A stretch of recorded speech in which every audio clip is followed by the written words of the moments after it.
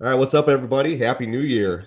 First episode of 2023, and I am pumped. This is your host, Nick Peppard, and I am joined today by our special guest, Sean Eagen. Sean is a captain up in Buffalo, but I'm not going to spoil the background and the introduction. Without further ado, Sean Eagen, welcome to the show, man. Hey, Nick, thanks for having me. We've been trying to do this for a while here, so finally locked each other down. I'm really excited to be the first, is it the first guest, right, of Yeah, 2023? first Sweet. one. So, Yeah, we're kicking only it off. 5 days in, so we're in good shape. But yeah, really happy to be here, excited. So, like you said, a little Sean Eagen. I'm a captain in Buffalo, New York. In April, I'll have 25 complete in here. I work right now. I'm the captain of Truck 4, which is a West Side truck company. I just moved over there in December. Prior to that, I was a captain of Northeast Truck Company, Truck 7. Most of you that have read anything or heard anything or whatever in the last few years, that was where I was. Truck 4 is a newer opportunity. It's a chief's house.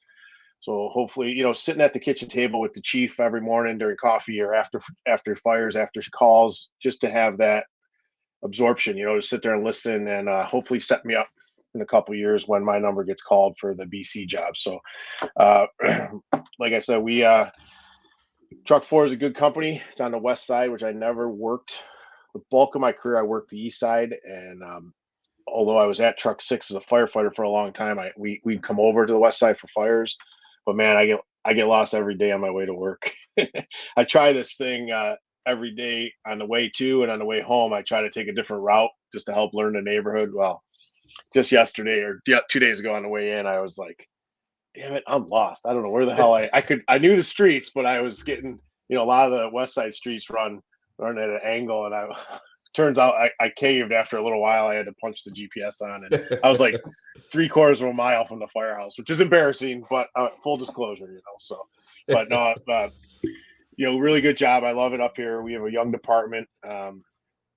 We go through a lot of the stuff that everybody goes through in terms of staffing issues and equipment issues and personnel issues, but it's all I know. It's the only place I ever worked, and until I really started getting out, teaching and meeting all you guys, I thought we were kind of just the way. I've learned so much in the last 6 or 7 years since I've been kind of putting myself out there, going to FDIC, going to firehouse conferences, things like that, and I really learned a lot about the fire service as a whole, but especially the American Fire Service. So it opened my eyes for sure that the way we do things in here isn't exactly the way everybody does it. So I teach for this New York State. Also, I teach for the Special Operations branch. It's like a part-time gig. They post the classes that are upcoming, and I scoop them up. And then also for Eckert Fire Tactics, I work some logistics stuff with him because of the location. So I don't get to do too much, but I do most of the big events. If you catch one of our big weekends or at FDIC, I'll always be there. But single day things, it's 6.5, 7 hours away. Most of them, it's tough for me to get there. It just doesn't. The cost just doesn't work out for him or for me. So, and then I also work locally at Erie County, which is a lot of fun. I just started doing that last year, and same thing. It's just drill nights. They hire us up. We're either burning or we're doing forcible entry. We're working through a survival trailer, and I tell you, I really truly enjoy it. It's easy, not easy in terms of, it's not a heavy lift. 3-4 hours at a crack. Most of the equipment's there. They come to you with the county has these awesome trailers set up that they can drop to your fire hall or whatever. We show up, we run our class, pack it up, and go. So, that's me in a nutshell. I got 4 kids. They all are doing their thing. Two are adults. One is a freshman in college who's home on break, had her wisdom teeth out yesterday, and my youngest is a junior in high school. So my wife works for the Sabres. We've been married. It'll be 25 years this year. Also, they are the hottest thing on ice right now. Just kidding, but they're doing really well. So, Yeah. but that's me in a nutshell, bro. Easy, simple guy here. Yeah, man. That's sounds like you stay busy, Yeah, as indeed. most guys that are into the job tend to be, and just most guys with wives and kids. Yeah. that's That's it. that's Yeah. yeah. But you got to So enjoy it. I'll tell you, you got to enjoy the busyness, especially your listeners that have young kids. Man, yeah, it flies by. So, we're looking at empty nesting here. So, that's wild, man. Yeah, no, my kids are still young. They're at fun ages, 9 and 6. And I tell you, it's really been the last couple of years, and that is kind of starting to sink in. Like, man, they're growing up fast, and like, I know they're not older, older, but start looking at my daughters. I mean, shoot, she's 9 years from being out of high school, and I'm like, where did the time go? I still see her as a little baby, and I so hear just you. the importance of balance between work and life, and spending time with the kids and making those memories, man. So kudos to you for staying plugged in, and obviously you're a busy dad, busy husband, busy at work and stuff. So Yeah. let me kind of, you're in the up in Buffalo, and you've had a lot going on the last couple of weeks, both professionally, personally, geographically. So Yeah. obviously, you guys just had a ton of snow, like a lot of Yeah. snow, like 7 feet, right? Well, we've had just the most recent one was only about 3-ish feet, but it was a blizzard, so it was the wind. Oh But yeah, we're up over 100 inches already this year, or jeez, this season. I shouldn't say year, but this season. Which, to put in perspective, a normal year or last year for us is about 8 inches. So we've had three major snow events already this winter. yeah, Two in November, and then the blizzard that hit. The blizzard that hit the week. It hit the Friday before yeah. Christmas, and that was far and away the worst so far. It wasn't the worst in terms of snow volume, but it Hmm. was the worst in terms of the wind and the cold. With us, everything boils off the lake. Sure. When the lake freezes, the snow generally gets better. The wind coming off that lake just picks up, and they call it lake effect snow, and it's what hammers us hard. But it was a true test. I mean, if we want to talk about it quick, we can. Yeah. It was a true test for sure, and of course, it hit at the most inopportune time. So they were talking about it, and they were telling us that it was coming, and much like anyone, well, it's never going to be that bad. The weather people, I respect their job they do, but it's a simple thing, right? Like, oh, the weather didn't hit, they're great, right? Oh, the wind shifted and the weather wasn't so bad. But so I people didn't take it seriously this last time around for sure. And Thursday it was a nice day, normal December day, and then it was rainy, but not bad. Like we got hit with a lot. It got warm, it melted. Then this hit, and Friday morning, probably I'd say by 9 o'clock, the rain turned to snow, and the wind kicked up, and it was over. I mean, Yeah. offices were closing. Now, of course, it's the Friday before Christmas weekend, so most companies are doing that's their luncheon day, or that's their let's go out for happy hour day, or so a lot of people went into work. Very few, a lot. Some were smart, like my wife's office. They closed. The Sabres didn't have a game that day, so they closed.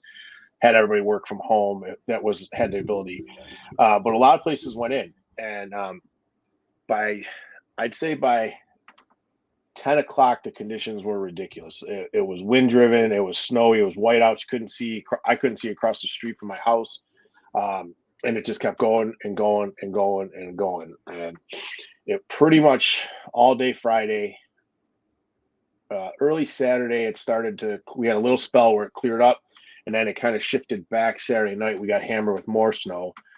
Christmas Day, it was better. Still cold. The wind died down, so it was manageable. But what we were dealing with then was drifts.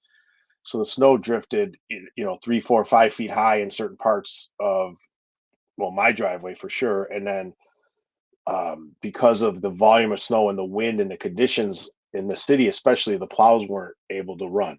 Um, so pretty much from like 1600 Friday, the city couldn't plow anymore. They just couldn't keep up. It was too dangerous. There's too many cars on the road. Even though they implemented a travel ban early that morning, you know how it goes. People don't listen, and we heard every excuse in the book. I'm an essential worker. Well, everybody's essential if you ask them, right? Like no matter what you do for a living, you're essential to put food on your table. So um, we had a huge problem. We had a fire early in the morning on Friday. Of course, Murphy's Law, right? So it ended up wind driven right right in South Buffalo here. Wind driven fire. We had rigs getting stuck. We had rigs breaking down, and that ended up a second alarm. And let's see, at one point, by Friday night, we had 12 of our apparatus were stranded. They couldn't get back to quarters. They were stuck in the snow, stuck in drifts. Wow. Yeah, and 12. I mean, and we're not I know we are a finger quotes big shop, but 12 of our 28 pieces being out of service were a nightmare. And then you have the fact that it's too windy and too shitty for companies to I lost my train of thought. For companies to get back and go get those rigs. So these guys are back in quarters and they're just sitting there. So these things they're sitting out. So the results are pumps that cracked because they froze, booster tanks that cracked because they froze. So Saturday, the department, the city started to make an effort to retrieve all these rigs. We stopped going to anything except working fires at, I believe, 7 o'clock or 9 o'clock. So like 9 o'clock, 2100 hours on Friday night. They just shut it down. And it was difficult. Imagine that, right? We're just there to help people. And there's tons of people that need help. Yeah. And we can't go. So we were only responding to working fires. And it really hurt the guys. And basically, if you were at work Friday morning, best case for you to go home was Monday. So my shift started Saturday, but because it was Christmas Eve, I was off because we host Christmas Eve at the house. So I was supposed to be off Christmas Eve, but they sent a message out Friday night saying if you're home, stay home. Everybody at work has to stay. So people were 72. Some guys are 96 hours, and I couldn't get to work until Monday. I was able to finally get to the firehouse, and then then you start to clean up. So it was a nightmare. We had one company that slept at a citizen's house because their rig was stranded and nobody could get to them to get them back. So some citizen down in the first ward took them in for the night. I mean, it was unbelievable. And I've seen some stuff in my career, but nothing like this before. It was unbelievable. Man, I can't. Of course, go ahead. I was just say, I just can't even imagine that volume of snow to call it, to be in that spot, obviously how hard that is on the guys wanting to go help people and just physically can't get there to help them. Yeah. It was something. And of course, again, Murphy's Law, we had, I think, 14 or 15 working fires from Friday till Monday. All serious fires. They turned out to be because we just couldn't get to them. Monday morning, I got to work and I probably, by the time I got there, it took me about an hour and a half to get there, which is normally about a 15-minute ride for me. Got in, set my gear, was going over stuff with the guys, relieving the guy who'd been there for a while. And about 7:45, the tones dropped for a structure fire. Would normally be our second due, but we couldn't get anywhere close. So we come down West Ferry to Jefferson Avenue. The best route for us was to stay on West Ferry, make the left onto the street the fire was on, but the pumper couldn't get down, so they got stuck. So we end up going around. You could see the header. I mean, it was no doubt it was going, and a couple houses, they're all close together over there.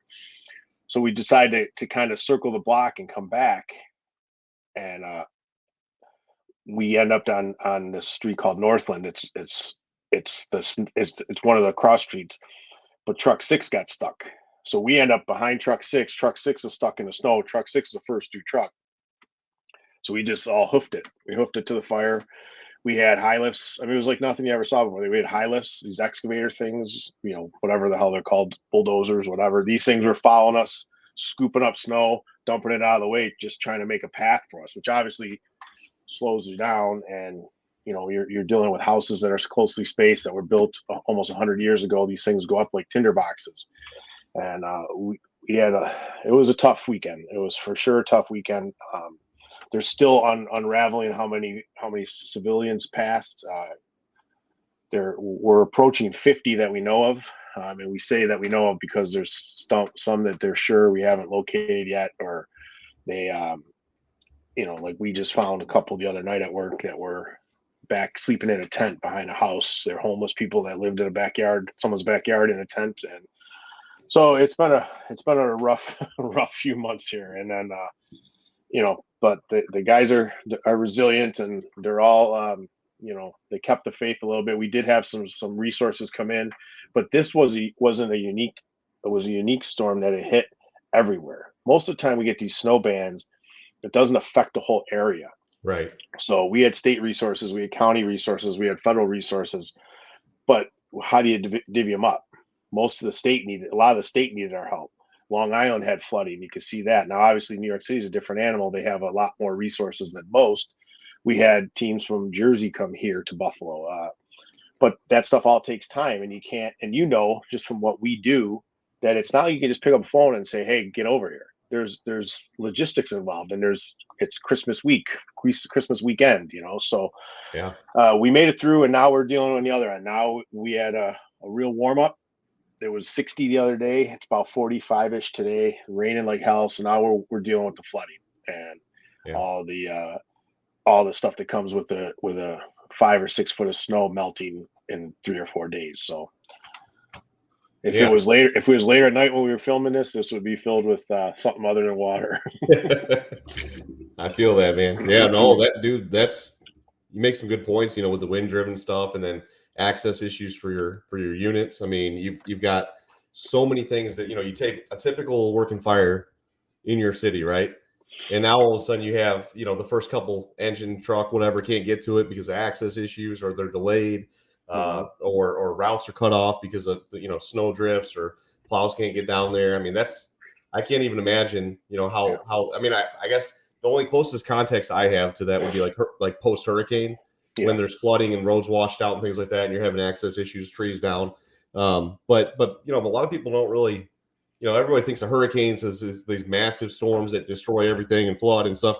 But snow, if you get 5-6 foot of snow in a short amount of time, and you have high winds and drifts and stuff like that, it's equally as paralyzing. And I think you articulated that pretty well on some of those issues. And so, like, for the people that are up north that listen to the show, that deal with snow, winter operations are different. Things are just different. You have to worry about, stuff freezing, hose freezing, pumps freezing, ice around the rigs, ice, on the roofs and the sidewalks, and, all these things that we normally can do pretty well, all of a sudden become exponentially, harder to do even the basic stuff well, because we have to slow down a little bit, and everything just kind of backs up. And that's we're going to get into tactics here momentarily, but Sure. man, you had some really good points there. I just want to just kind of dwell on those for a second, because for those listening from down south that aren't used to hearing about all this snow, I think Buffalo is like, you guys, that Buffalo area seems like statistically year in and year out, your guys get more snow than just about anybody in the country. And it's impressive to see, how you guys overcome that stuff and working through it. And to hear, this is something you guys kind of have been through before, as far as blizzards and snow and stuff like that. And obviously there's contingency plans and things in place, but to hear that, even in spite of all that, knowing what this stuff entails, it still challenges and stretches the system really, really thin. Yeah, and that's the other thing with it stretches the system and stretches your equipment, and unfortunately there's stuff you can't predict, right? No matter how well, we have an old fleet. They try to buy them, but if you're involved at all, it's 2-year build out for most rigs nowadays. It's and we have a thing in our city charter that we can't buy frontline rigs that aren't brand new. I don't know the whole gist of it, but it's a whole thing to get rigs quickly. We just bought one new aerial that was a contract that someone else bailed out on. So we were able to scoop it up. Now it's not spec to Buffalo. It's not, but it's going to serve a purpose. So what the bigger issue, besides, we couldn't get there. And when we did get there, we had rigs that weren't functioning properly. You have aerials that weren't going, and nobody can figure out. A lot of people are just standing around scratching their head. What's going on? We have the lights. Everything's fine. You don't realize that these outriggers are out and they're on ice. And what happens over time? Ice compacts, or snow compacts. So you're losing lights, you're losing sensors, and it's shutting down the safety mechanisms of the rigs are kicking in. Very few, I don't want to say any, but very few of the rigs escape this storm without some serious damage. Truck 7, my old rig, I worked there on overtime last week, and the whole front bumper was bowed up. They had to get they were one of the rigs. I mean, that rig's a beast. I love that thing. I love working on it. They had to get an excavator to lift it out of the snow at one of the fires that we had, and when they did, it bent up the front bumper. So now the Q siren doesn't work properly. The as soon as you hit the siren, the siren brake activates, so you're like fighting against it. It's making that that awesome cue sounds like every time, so it's kind of funny. But and pumpers, like I said, the tanks are up, the pumps are cracked. It's going to be a while before I believe before we fight fires the way we used to here. We just have pumps that won't pump, and we have one shop with half a dozen mechanics, and these guys, they put in work. They sure did it. They put in as much work as different style of work, obviously, but in terms of the hours, in terms of the blood, sweat, and tears, so to speak, just as much as us, the guys on the line. So yeah, man, that's definitely some pretty wild. Watching the Weather Channel, obviously from over here, we got a little bit of snow. I think we had the first snowfall about a week or two before that, and then that system came through and shut schools down for a day or two. But we had, probably here at the house, I think we ended up with a little over a foot, maybe 14 inches or so. And so to sit there and watch though, like 3, 4, 5, 6 feet, plus in places, drifts and over roofs and things like that. And to sit there and watch that and knowing full well that, call load's going to be going up because people are stuck, people are calling for help. Knowing what kind of comes with that, man, it's truly remarkable to it's one of those things that, you get snow and you get snowstorms, but when you get one of that magnitude that is so widespread, I think that really, like you said, it kind of trying to divvy up, like where do you send your resources? Where do you send your people? Everybody needs help right now. And, good point on the recovery aspect with the rigs, having to fix stuff up and, just trying to get back to normal. So kudos to you guys, man, for hanging tough. And some of the pictures we saw, coming out of that area where I think I saw the one picture of the firemen trying to climb up the walkway, the stairs there, and it's like snow up to their armpits on both sides. And I'm like, man. Yeah. And that's the problem too. There's just nowhere to put it. A lot of people here are pissed about the response. The snow wasn't snow. There's nowhere to put it. Your normal plow trucks can't just push this stuff. You have to scoop it out. They had lines of dump trucks that they would fill up.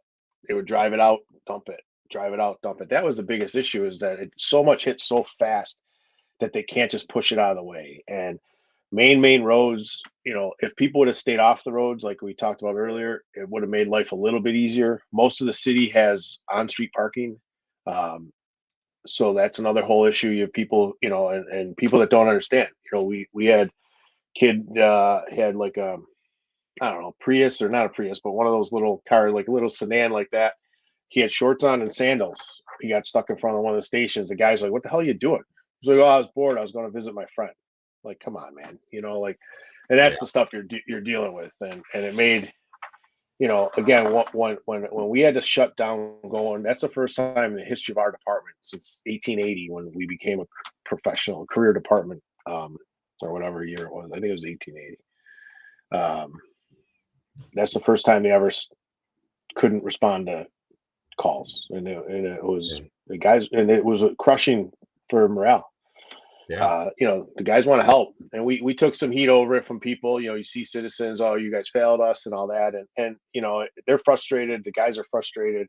We saw the best of the best and the worst of the worst. Let's put it that way. We have people looting stores, and again, if it was just opportunistic people, and it was pretty sad to see.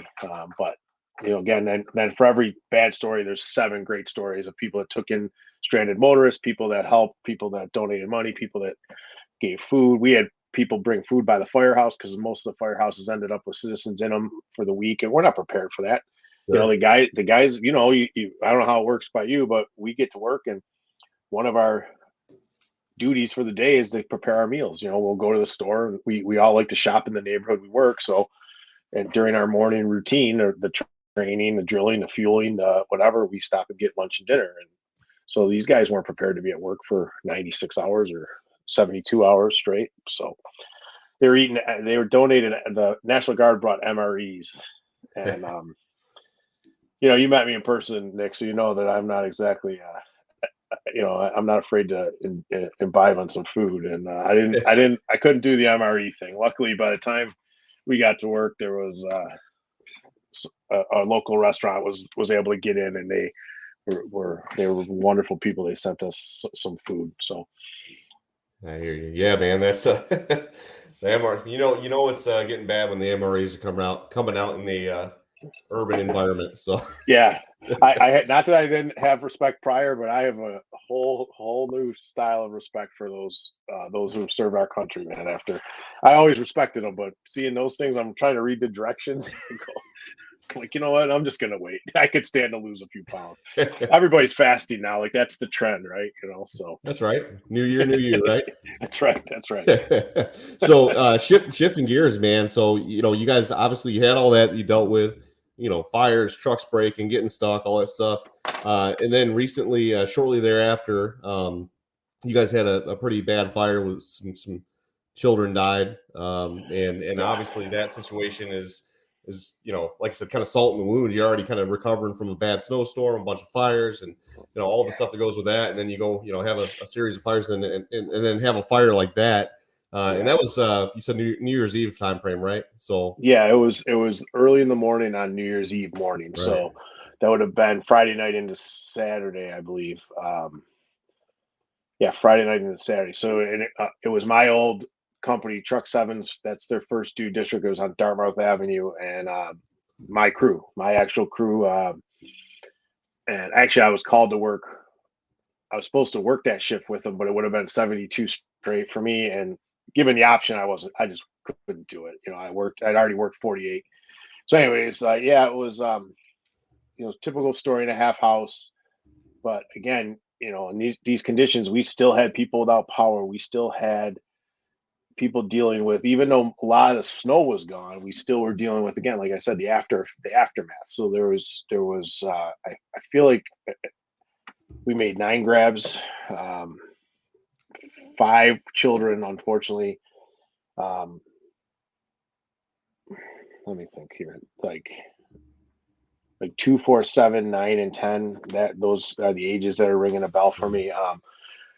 One was pronounced that day, but the others got to the hospital. It was grandma and grandpa had guardianship of the kids, and it was just a bad situation. Fire was in the rear, and again, who knows what it is? Is it a space heater? Is it overflowing electric? Is it a Christmas tree? Is it? And I know the guys put in work, and talking to my old crew and talking to the chiefs that were there, they said that it was, tough as could be. You're up against it in those conditions, 6:45 or so in the morning, 7:00 in the morning, something like that. And again, the fire had a pretty good head start on them. Engine 23 was first due. They got good water. They got water to it quick. And all things considered, it went as well as it could go. And sometimes we just can't get them in time. And it's a terrible situation. The guys are suffering for that. We've come a long way with the mental health stuff the department has, or the union has, in terms of getting people the help they need. We can't make you go, obviously, but it's been a rough year here between the shooting last May and all the weather and everything else. And we had a serious fire, the one I talked about at Expo in July, where several people died. And then of course this one's fresh in our brains, and it's tough. Again, it was 2 of them died. 2 of them were pronounced. One of them was pronounced right away. 2 died later, and then 2 more. The other 2 died just a couple days ago, unfortunately. So we're doing what we can, guys. The families. One of the churches started a fund for the kids, so I helped for the families, for the grandparents, to help them rebuild and help them start over. But it's hard. I mean, it was a bad few weeks here, and then of course, not to obviously, what's going on with DeMar Hamlin from the Bills that was hit the other day in this Monday night in the game, and not that it affects us per se, but again, like it's just another kind of shot to the gut here. But Yeah, man, it's what a just a kind of tough to end of the year, man, for you guys, and obviously a tough start with you brought up DeMar Hamlin, and I was watching that game when it happened, and as soon as it happened, and I saw the reaction, like guys on this, like it's not your normal injury, you know what I'm saying? You could right. tell immediately, like this is and within about 2 minutes, I was like, there's something wrong, something's like, Yeah. and then of course they're doing CPR and everything, and Well, it's it. I was just gonna say it's really, I think when you have a young man that's athletic, 24 years old, just getting in the league, and you don't expect those things to happen, and I think no. that I've seen people out back and forth on the public safety side of things, saying that welcome to our world, this is what we do, but for most civilians, they never go through that's a Right. very traumatic experience. We're kind of conditioned and trained to keep rolling, do our jobs, but Yeah. as a community, I mean, obviously you're in Buffalo, you work for the fire department there. The Bills are obviously near and dear to the hearts for a lot of the community, and I think that definitely an eye-opening experience, and one of those things is like, man, what a gut punch is. I mean, obviously it's good to hear that they did get Ross. They got sounds like they got him back. Sounds like he's improving, but definitely a scary moment for the team, for the community, and I'm sure definitely talk of the town there in Buffalo. It is, and like you said, there's some stuff that's going on in terms of what caused it. I don't want to get into all that, but the same thing, like you said, our people in our world,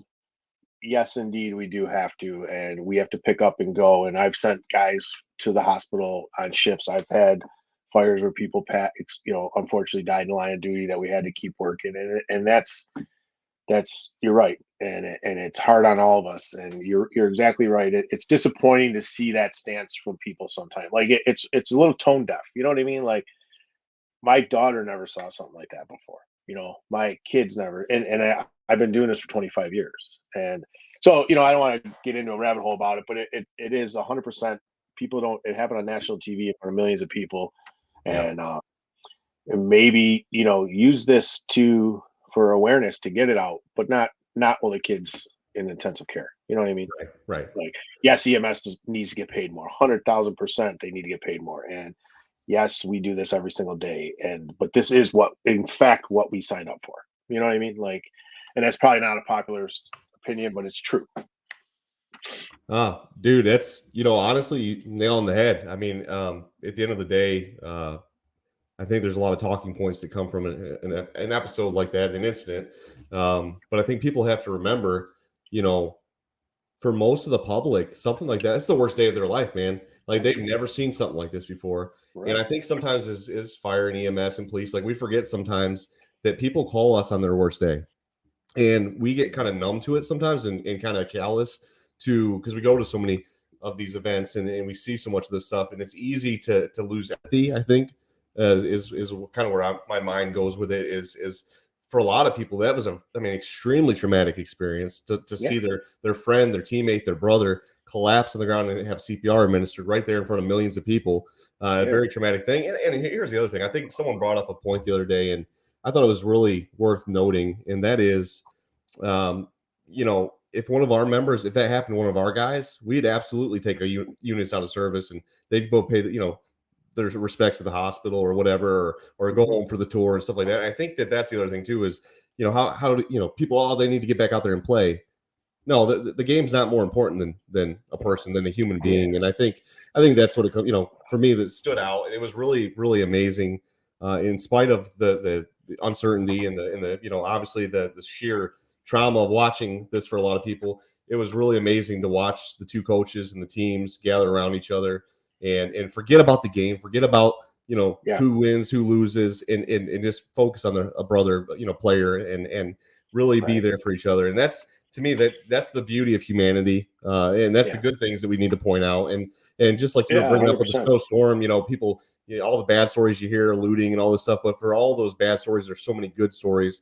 And I think it's so easy to lose sight of the good things because we hear sometimes in the media is negative stuff, or people talking heads on social media throwing this and that. And at the end of the day, like I said, he's a young man, he's a son, he's a brother, and he's a human being. And I think that's the humanity behind it is what we got to, I think, keep sight of. And really, just on that note, man, obviously, like I said, you guys have had a hell of a start to the, end of the year, start to the new year. And the fire service as a whole, I think right now is kind of at a loss, with the late Bobby Halton passing right before Christmas. I know today's his memorial service in Tulsa. A lot of the brothers are out there in Tulsa. Um, it's been a lot of heavy things going on in the fire service the last couple months, and just want to take a moment just to not forget that, remember Bobby and the impact that he made on the American fire service. And for those that are out there attending the service, obviously it's a somber experience. It's a it's one of those things that you talk about people that made a difference and brought out the best in people. I think Bobby Halton, anybody that's ever met him, can honestly say that he's one of those guys. So just a little tip of the hat to Bobby and his life of excellence and making, leaving it better than he found it. Obviously, Godspeed to him and his family, and prayers for those that are grieving today. So, and then one more too, brother, that we Monday during all of this, and it unfortunately got lost in the shuffle. That police chief, I believe is Justin McIntyre was his name. He's from Brackenridge, Pennsylvania. Was murdered Monday. Yeah. And it was again, I don't want to say routine, but probation violation, something like that, if I'm not mistaken. But a lot of the press surrounding what happened on the football field that night overshadowed it, and I don't agree with that. I don't think it's right. So same thing. Godspeed to the brothers out there, and his fellow firefighters or police officers and families and stuff also. So that was Brackenridge, Pennsylvania, I believe it was. But that same thing that happened Monday afternoon, Monday evening. So it's let's hope that some of the stuff is hopefully the worst of it for the year. Hopefully, no shit. You hate to start a new year, obviously, with that kind of tragedy and that kind of stuff happening. But I can tell you this: one thing I will say that is true about the fire service is we're a remarkably resilient group, and I will say that it is incredible to watch public safety in general through some of the stuff that's happened over the last couple of years in particular. It seems like we just had a slew of just, man, it's like, when is it gonna, the rain just keeps falling, when is it gonna, the other shoes drop, damn it, we don't need any more shoes added to the pile. And but at the end of the day, what's remarkable is guys and gals continue to get on the rigs. They continue to go forward and push and to make things better and to protect their communities. And like I said, man, it's obviously could spend a whole episode just talking about some of this stuff, because it really is important. And but that being said, I do want to get into some more enjoyable, less somber topics with you today, and we'll shift gears here and get into some tactics, some truck work. You spent the majority of your career on the truck company. Yes. So did you come out of academy and go to a truck, or did you get moved to a truck several years into your career, or how did that work? Well, I came out of the academy. I went to truck 12, which is it's like west, like northwest corner of the city there. It's a single truck company. It was a tiller. It's closed now. It's closed back in 04. But yeah, that was my spot. So we don't have a lot of say early on, right, in our career. Mm-hmm. You go where you go, and then 6 months, 8 months, they rotate you. They try to get you equal time. Engine truck. I think every single person should go to a busy engine company fresh out of the academy if they could. You go out, you go on more runs, you're in the buildings, you're listening to, you're talking on the radio, you're seeing stuff, you're learning. You learn this job by doing it and all aspects of it. So, but yeah, I was truck 12, and then I went to an engine for a little bit. Engine 35, which is over in Clinton and Bailey area. So on the cusp of the east side, part of a city called Kaisertown. So it was 35, then 15. Then I went to truck 11 for a little while. Truck 11 closed in 04. But when I was just about ready to lock up truck 6, which was my spot that I ultimately ended up as I promoted out of, that's when the city started closing companies. 2002, 2004, 2005, we closed 6 or 7 companies, and they were all busy companies. the city closes those inside companies and let the outside companies come in to work. So long story short, yes, I was on I was on truck 6 for a while as a detail. And then I was bid in at 21, which is the same as across the floor from ladder 6 for probably 6 or 7 years. And then in 2011, 12, I got a bid at truck 6 as a firefighter, and I stayed there until I made lieutenant, went to the rescue for a year, then went to truck 7 for 6 or 8 months as a lieutenant. Rookie class, came back, lieutenant at engine 21, and then obviously made captain out of there, and I've been on a truck since. Right on, man. So sounds like you didn't spend your entire career on the dark side. You actually did God's work on the engine for at least a little while. So I'll give it to you. I get it. I stretched my fair share of hose in the day. And, listen, I'll be honest, I love it. I love everything about this job and about the. I mean, with me, it was simply I like going to fires, and the trucks go to more fires. I worked at 21 for a long, long time, and we were just hammering calls all day. And while we're at a call, the truck and the rescue go to fire, and then we get back. I will never, ever. I mean, I know it's all fun and gags, but the guys on the engines make a big difference. My Halligan bar only gets me so far. So it's God's work. It is facts, but I don't make the jokes too often about the fireman helper and all that kind of crap. Yeah. No, I got you, man. No, it's so a lot of your in recent years you've spent a lot of time doing a lot of truck work, and so today I just wanted to just kind of get go through some of this stuff with you, because obviously as an officer, especially being on the truck the last number of years here, there's no doubt in my mind, all the joking aside, truck work's important.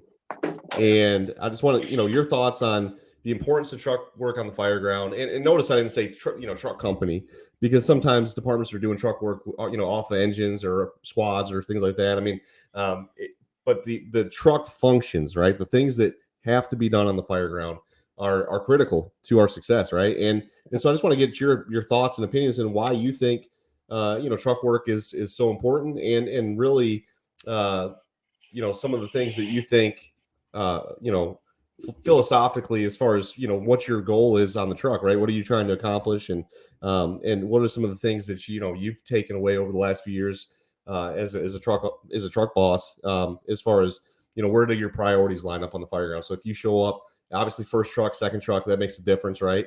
But just want to go kind of run down through this, starting with the importance of truck work, and then we'll break it down into components, obviously. But yeah, man, take her away. Okay, yeah. So it goes. I mean, again, you talked to me about staying out of rabbit holes, and then you just dug a rabbit hole for me. But no, I'm like the guy with the fishing pole and the the dollar bill on the end of it. Yeah, I like it. Yeah, I like it. But the truck stuff, obviously, it's important.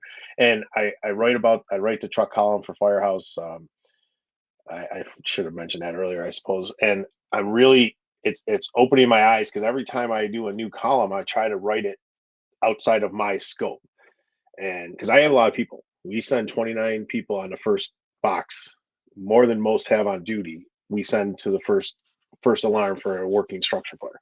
But in terms of whether you have a truck company like me with three firefighters and an officer all day every day, or if you have 1 and 1, or you have engine companies that are doing trucks tasks they have to get done, and not to get into forget about the fire behavior aspect of it, what we do by coordinated ventilation, by taking care of where we open and what we open and when we open, the search, the guys stretching those lines are working their ass off getting those lines in place, and to have to test them with searching off the line is I can only imagine, because it's not something that we have to do very often in my world, but it's a whole nother animal. So if you regardless of what rig you arrive on, if they can prioritize getting searches done, getting forced entry done, the same with that, we don't have to force entry to every single fire we go to, right? I mean, Most of the time, if it's an occupied structure, a door's open. You may have to force your way inside, certain rooms or the basements or attics or whatever, but you can't put that side stuff on a back burner. Our number one mission is to get anybody that besides, life safety and stabilization, property conservation, right? Besides anybody that's in that building, we want to get the fire out. So the engine guys got to do their thing. And, the inside work, I suppose, 2 or 3 person engine crew, you can, while you're advancing, the second person the officer, whomever can do their thing, but it's got to get done. And, to prioritize it or to not do it or to not have, I can't imagine what's going to happen if a truck's coming and it's 8 minutes away. You can't wait that long to go searching for your victims. So it's really important that officers or chief officers or whomever, regardless of how many people you're coming or what type of vehicle, there's a new meme floating around I saw the other day where I first do a working fire and you're in a pickup truck, and that happens. It happens in our world a lot just because of what we deal with. And, you still have to do the work. You still have to make it a priority to, we'll have my guys on my truck. When we're behind the engine company, we're grabbing a bite of hose and we're helping them. And then we get to our next, say, whatever, if it's a bedroom or it's a bathroom or wherever we're going, we branch off, we go search, and it's all stuff that we have to do. And we have to make it a priority regardless of how many people you have. You have to get, obviously you put the fire out, things get better, all that, but it's not so cut and dry usually. You can't, fires are easy when they're blowing out of 3 windows when you pull up. It's the ones that you got to go find when the smoke's banked down to the floor and there's a civilian laying in the bathroom or in the bedroom that's trying to get out. Those are the ones that you have to really start to use all your resources quick. I don't know if I'm giving you the answer you want here, but the stuff, the work has to get done. And I don't know, we have clear cut assignments with my crews. So that's one way to do it. But in the volunteer world, I know you don't always know what you're getting or who you're getting. Right. And then in the smaller career jobs that have automatic aid or whomever, again, you might have a delay. So if you know, when I know that the person riding behind me, he has this tool and he's doing this job with me, my driver or chauffeur and the person behind him have these tools and they're doing that job. So it's easy for me. Just if something changes, based on my size up or something I may see on the way in, I'll give on a radio. There'll be the alpha team. So, I'm truck 4 and they're truck 4 alpha.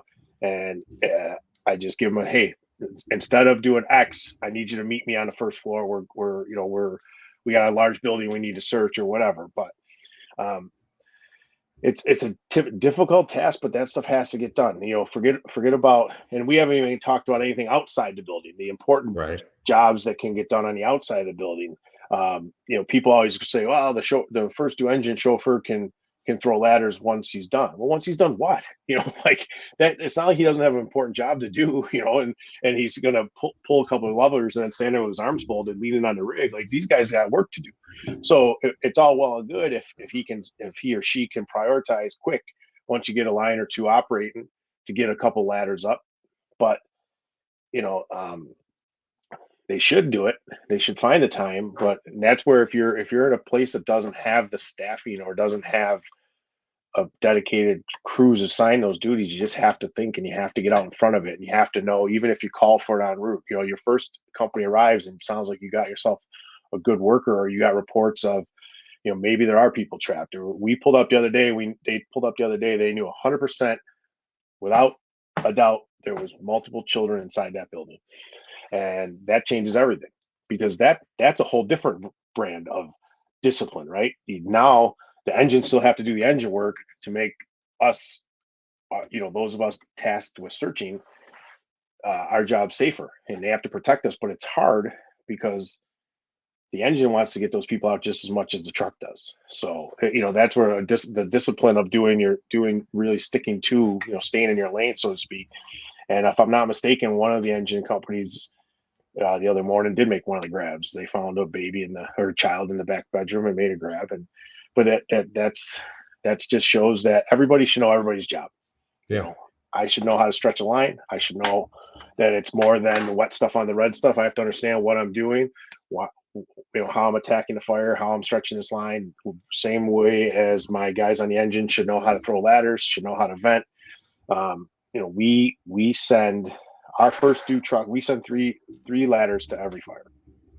So the first two trucks job's pretty cut and dry, right? You're spotting the rig, positioning the rig, you're forcing entry if necessary, doing a size up, helping. My number one task is to help find the fire for the engine. I'm moving around carrying a pro bar and a tick. These guys they're dragging around 1 3/4. So if I can make their life easier instead of having them looking all over the place, say, hey, I found it, first floor, number 2 side, we do 1 2 3 4 here. We don't do A, B, C, D. Number 2 side, first floor bedroom, this way, it's great. And then so it's help find a fire, help the engine get in position, search.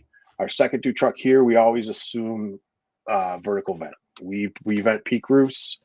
So they're always assuming they're going to the roof and they're going to set up as such. Whether or not they actually open it, that's a decision that comes from the command. We used to just go to town. We just go to town on roofs early in my career. And then you find out, same like I just said, using the example I just said, it was a mattress fire on the first floor. We just cut an 8x8 hole in this person's roof. It's tough to justify. So now it's a order that comes from command, and then the third due truck is always RIT. They're our fast team. We call them fast teams, and there's a whole nother debate about that. They're important. I'll die on that hill all day long that we should have a dedicated RIT, and a lot of my friends don't agree, and it is what it is. But I've seen firsthand the difference that they can make. Having a good crew there that knows what they're doing and is prepared as RIT versus just standing around like shepherds treating RIT as punishment. We've had several of our people that are still breathing today because we had a RIT crew that knew what they were doing and was prepared. So the third truck is RIT, and that's it. Our engines function. First is attack. We usually run a blitz attack, a fast attack, whatever. We attack off the booster tank, and the 2 engines coming in, the second and third due engine, are responsible for establishing a water supply. So, when it works, it's like if you excuse the expression, it's like a Broadway show. Everything's in sync and it's going great, and it has to get done. And we have the resources and the staffing to do it. How other places do it, I don't know. And like we were talking about off air before a little bit, like it's amazing to me that, my hat's off to people that have to fight fires with less people than I fight fires with, because I don't know how you do it. Yeah. Yeah, no, that's you said 29 guys on your first box is your typical box alarm. Those are people. Yeah, those are people there to go to work. You know what I mean? All the ancillary people. Yeah. That's more than my daily staffing for my entire city. So. Oh, let's see. So yeah, no, just to put it in perspective. But it's funny because the tasks still need to be done, and I think that going back to truck work and the functions that have to be accomplished, and really, you mentioned having multiple victims, right? So in the case where you guys had all these people trapped, normally where let's say if you have 4 guys on a truck, right, and there's no report of victims, they're saying everybody's out. I mean, is it feasible to split crews and say, hey, you guys, do search, you guys 4th entry, go find the fire, whatever? Like, you brought up searching for fire, obviously for the engine, and then also searching for victims, 2 things that the truck is going to search for. And then, but I mean, if you got 4 guys, you can split 2 and 2 like that. Now, if you got 9 people trapped, 5 people trapped, whatever, that's a different animal, because now everybody's all in on search, right? Now it's not necessarily, you could split geographical areas, right? But maybe it's like, hey guys, we got a lot of people we got to find and get out of here. That's a different story, I think, than reports of everybody's out. Like, things are just different when you have reports of confirmed and trapped, and especially when it's multiple people confirmed and trapped. Does that change, especially as an officer, does that change your mindset rolling up on the first due truck on where you want your people? Does that shift do you tend to, still want to split your guys into different areas, or do you say, hey, we'll go on Division 1, you guys take Division 2 or whatever? How do you kind of break that down in your mind if you're pulling up to that fire as a company officer? Yeah. So most of the time let's say your typical residential, let's just use the example. Let's a house fire, right? Not, I don't want to get into condos or townhome. A residential house fire. That's where most of our fires are. We're functioning as two separate teams. Myself and the person behind me are off the rig, ready to go. The driver, the chauffeur, and the guy behind him, they're going. If I'm starting on one, they're going to go above us. We also send our rescue unit goes to every working fire. That's 5 people, officer and 4 firefighters. So that's another team I have at my disposal to assist with search, to assist with recon, to control utilities, whatever it has to be. But on most non-commercial fires, we're splitting up.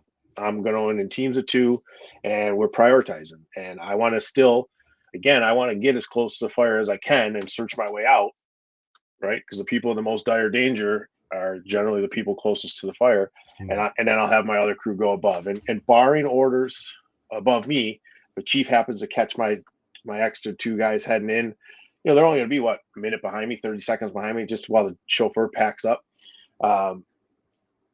They're pretty much they're kind of doing recon for me, or they're, I may say, hey, in a situation like you mentioned, we have 9 or so victims, 8 victims, multiple victims, let's put it that way. And I still want to get to the fire and search out. I may have them start on the same floor as me and do a more thorough search. There's none of this nonsense from back in the day. Oh, I searched that room. Don't bother. No, go. Please do. You know what I mean? Like, you tell me one person that searches every room with 100% confidence and in shitty conditions, I call him a liar. But so, yeah, we would definitely split up most of the time in a major. We had a big job a couple weeks ago. My first fire at the new spot. It was 8,800 square foot house. It was built in 1900. Holy shit! And it was out 3 windows on 2 floors when we arrived, but we had reports of people inside. So we had crews go up, which we don't have a ton of fire escapes, and we don't like to use them if we can avoid it. But crews go up to the fire escape. I made entry through the main floor. I got to the second floor. Did what I could do. It was pretty decent fire volume on the second floor. And there was a report of a person on 3, but I couldn't in good conscience send the guys up there. It was just too damn hot. It was too shitty up there until we had a line in place. So it took a little bit of a delay, and we put forth a good effort. Fortunately, at that one, everybody was out. There was no people inside there, but it was a big ass building. And that's a building where I almost had to make the call that, you know what, we're going to stay together for this one. It's just, there's so many nooks and crannies. There's, 3 floors plus the attic, and staircases that go, one staircase just went to the back of the house. The main center staircase went up, so it was almost a case where I was going to keep my whole crew together and treat it almost like a commercial fire. But I ended up, in hindsight, I probably should have, but I didn't. But we have so many we call for a second alarm at that one right away, just because of the magnitude of the fire, the volume of fire that we had.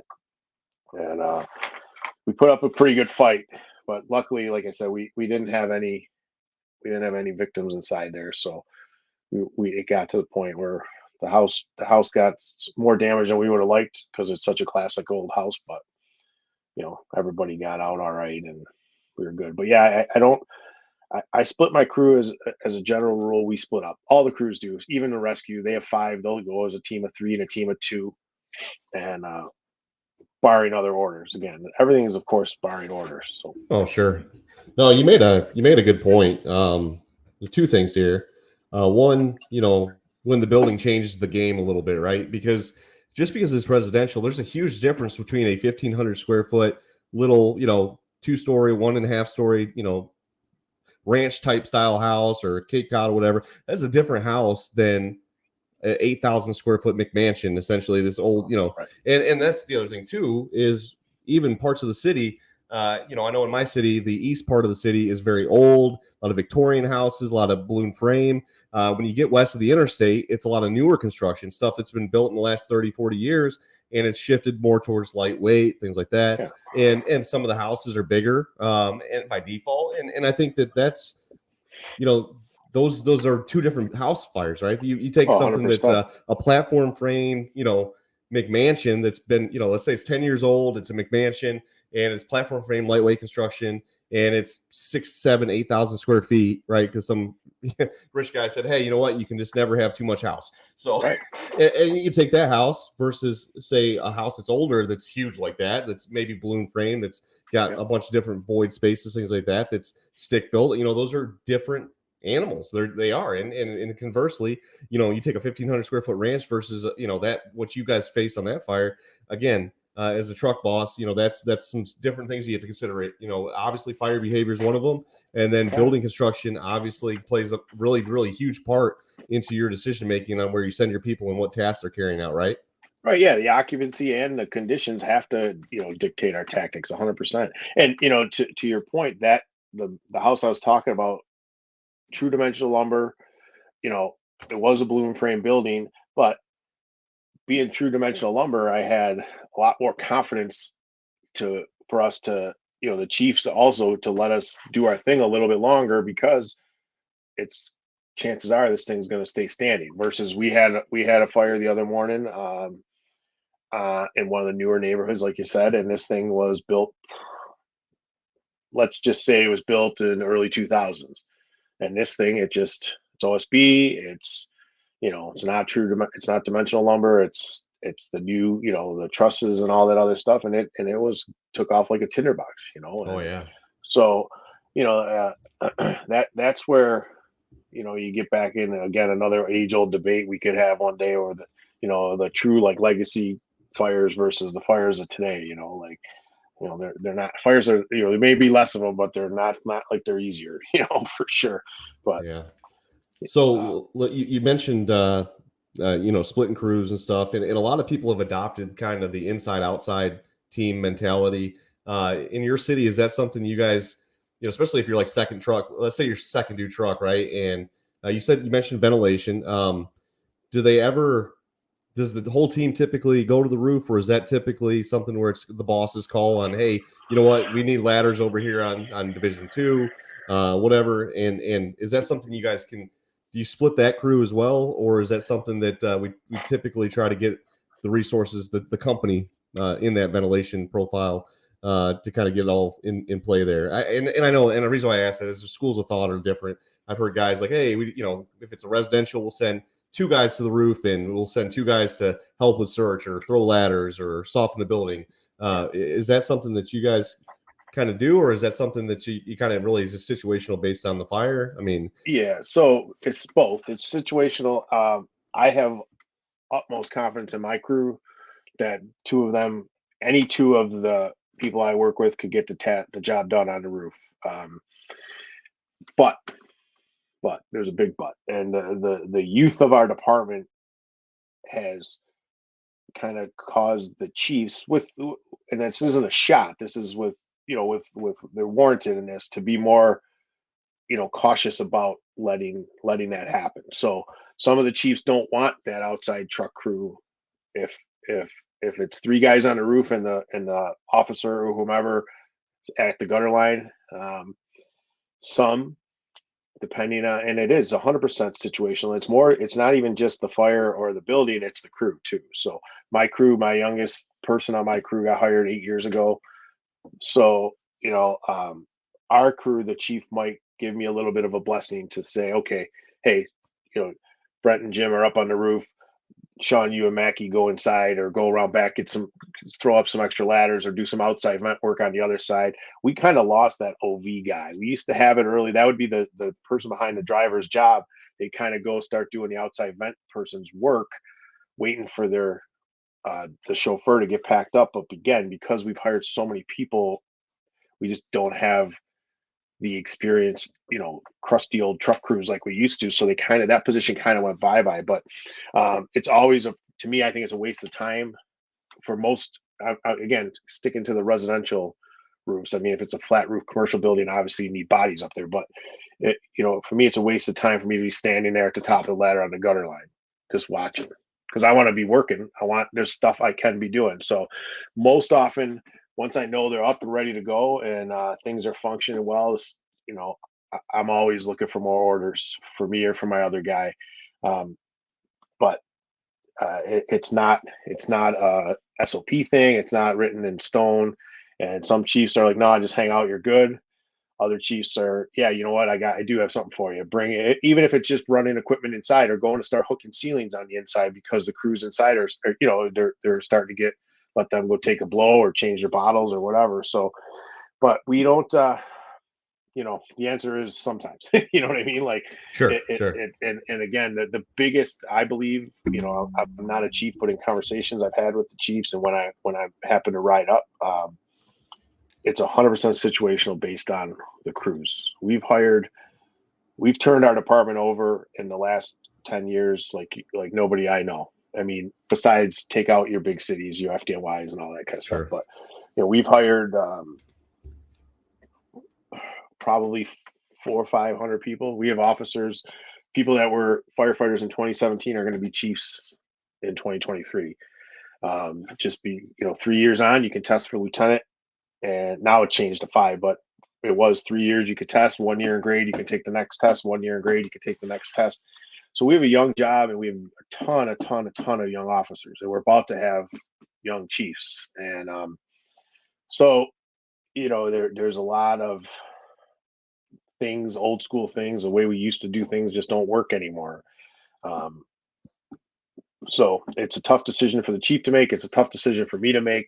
I know my crew, even though I just started working over there, I've worked plenty of, they're on the opposite platoon I used to be on. So it was one of my normal like overtime shifts. And these guys they're good at what they do. And so I walked in, it was plug and play. I knew what his strength was, what his strength was, what his strength was, and what his strength is. So I didn't have that growing pains of learning. I've done a ton of fires. They used to joke that every time I'd come over on overtime, we'd go to a fire. So, so it's 100% a situational thing with the crews involved. But I prefer personally, if I could have 2 people getting that roof open, and the other 2, if it be it me or be it my other team, getting the job done somewhere else, that's what I would prefer to do. Yeah, absolutely. Man, that's a whole fantastic talking point. Personnel driven, right?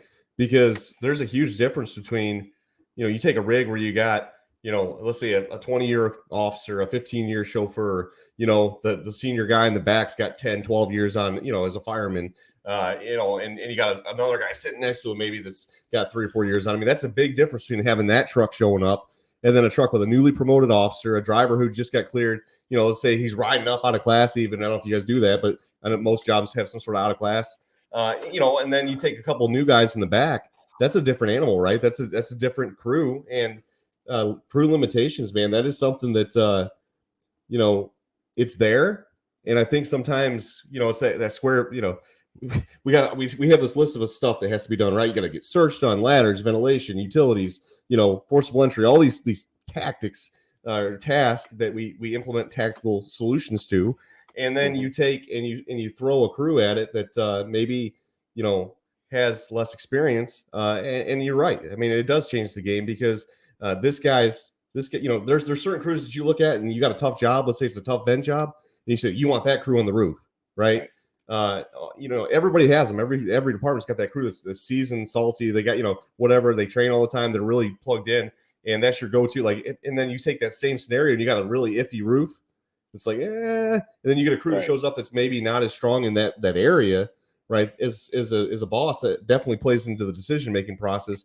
Like, what truck do I want to send to do that job? And nobody wants to talk about that because people's feelings get hurt because hey, we're all truck companies, but even in small departments, big departments alike, it doesn't matter. There's really, I hate to say this, but it's like there's no substitute for that experience, right? There's no substitute for that training. And if you got somebody that's really dialed in, that's got 20 years on the job, you can't expect a guy with 3 years on the job to perform with the same knowledge base and the same skill set as a guy with 20 plus years. At least you would hope so.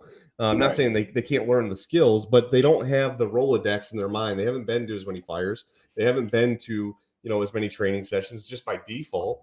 And I think that definitely plays into it, man. And really goes. I think it goes to a really good point that how much more important, a lot of career departments are seeing younger and younger, more and more turnover, younger departments. The department I'm in right now here in Wisconsin, very, very, a lot of retirements, a lot of guys coming in, a lot of new people coming in. I was on the rig the other day on the ambulance, and we have those. I was the most. We had a new guy that was doing his ride alongs because they got to do so many rides before they get cleared to ride, just work, So I had this guy and another guy that just got hired a few months ago, and myself. We're all on probation. Oh, jeez. And that happens. Now, granted, I've got previous experience, things like that, and I've been on the department, going on this department 10 months, but obviously previous experience before that. But the point is, like, just staffing is what it is, and it's like, I made a joke, it's a blind leading the blind, because we all are on probation and this, that, and the other, and I'm not saying that's that situation. Obviously, there's a company officer on the engine company right across the floor from us that's supervising, and that's a whole different animal on a fireground. But the point is, like, we're becoming very young, and we don't have it used to be 20 years to make company officer, and now we're seeing more and more younger company officers in that 10-year window. We're seeing drivers getting the driver spots in 5 to 6 years, where it used to take 15 years. And I think the point is, across the fire service, we're becoming younger really, really fast, and we can't. Some of the things that you used to be able to get away with because guys have just seen a lot of stuff and been around the block a bunch, some of that gets lost in translation, right? And so some of these guys cutting their teeth are learning as, kind of some of the same lessons that guys had to learn previously, right? But they don't have the benefit of those experiences. They don't have the benefit of having a 25-year captain in the truck with them anymore that's been to a bunch of jobs, that's seen a lot of stuff. And so a lot of that stuff is kind of having to be almost relearned. And I just want your thoughts on this, but how much more does that drive home the importance of training, like quality training, at riding assignments, and just the overall, implementing a really, really just simplified version of priorities, right? Setting priorities, tactical priorities, what that looks like on the fireground. Because to me, like that, what you're saying with the personnel is so true. And I feel like it really, really needs to be emphasized. The only way to make up that difference is for the guys, first of all, the guys that are still on the job, they have a lot of time on, to pass down that experience, right? To share that stuff, not to, keep it to themselves. The other thing too is, like, to really get after it with training, and whether it's looking at, tactics, watching videos, going out to the prop and cutting holes, or, going through riding assignments, say, hey, this is what you're doing, because guys don't have the luxury of 20 plus years anymore, riding tailboard. We don't have that, in my organization for the most part. And it sounds like you're in the same boat. We just don't have the experience anymore in those positions, because it's a generational thing, right? And 20 years from now, we'll be a bunch of old salty people, and I'm sure stuff will slow down, and it'll be an older department. But right now, the fire service seems a lot younger even than it was 17 years ago when I first came on the job. Oh, facts. And that's the thing. So your question about the training is it's crucial that you do it. I'm looking at the numbers right now to your point, just to circle back. We just had our 2022 company totals released. So our busiest truck company went to 132 working fires last year in 2022, and our slowest went to 26. Now, where do you think all our newest people work? Not at the busiest, right? They work at the slowest. And so that's a huge gamut of difference. And unfortunately, the way our job's set up, and I'll get to your training question in a second, the way our job's set up, the people that got hired in 2018 are just finally getting to those spots they want. They're just, because we have a true seniority bid system. You in September and in March, they put out the sheet with the vacancies, and you put in what you want. So the people hired in 18, 19s, even the 20s, like we had a small COVID class, they're still hovering around at these slow companies. But they're also afforded the ability to test for the last promotion exam. So when you're in a slow company and you're learning, most of what you're learning is from the books or from YouTube or from, there's that whole knowledge without experience is just like a theory. I forget who said that, but I remember someone saying that to me, like stuck right in my brain. Like, wow, that's facts. And so these folks, The company that does 132 working fires, just based on the culture at that firehouse, probably still train more than the company that does the 26 working fires. Now, it used to be those companies, the slower companies, were the old guys. They went there, they were done. They did their time. They went there just because I'm going to ride it out. I got a couple more years left in my career.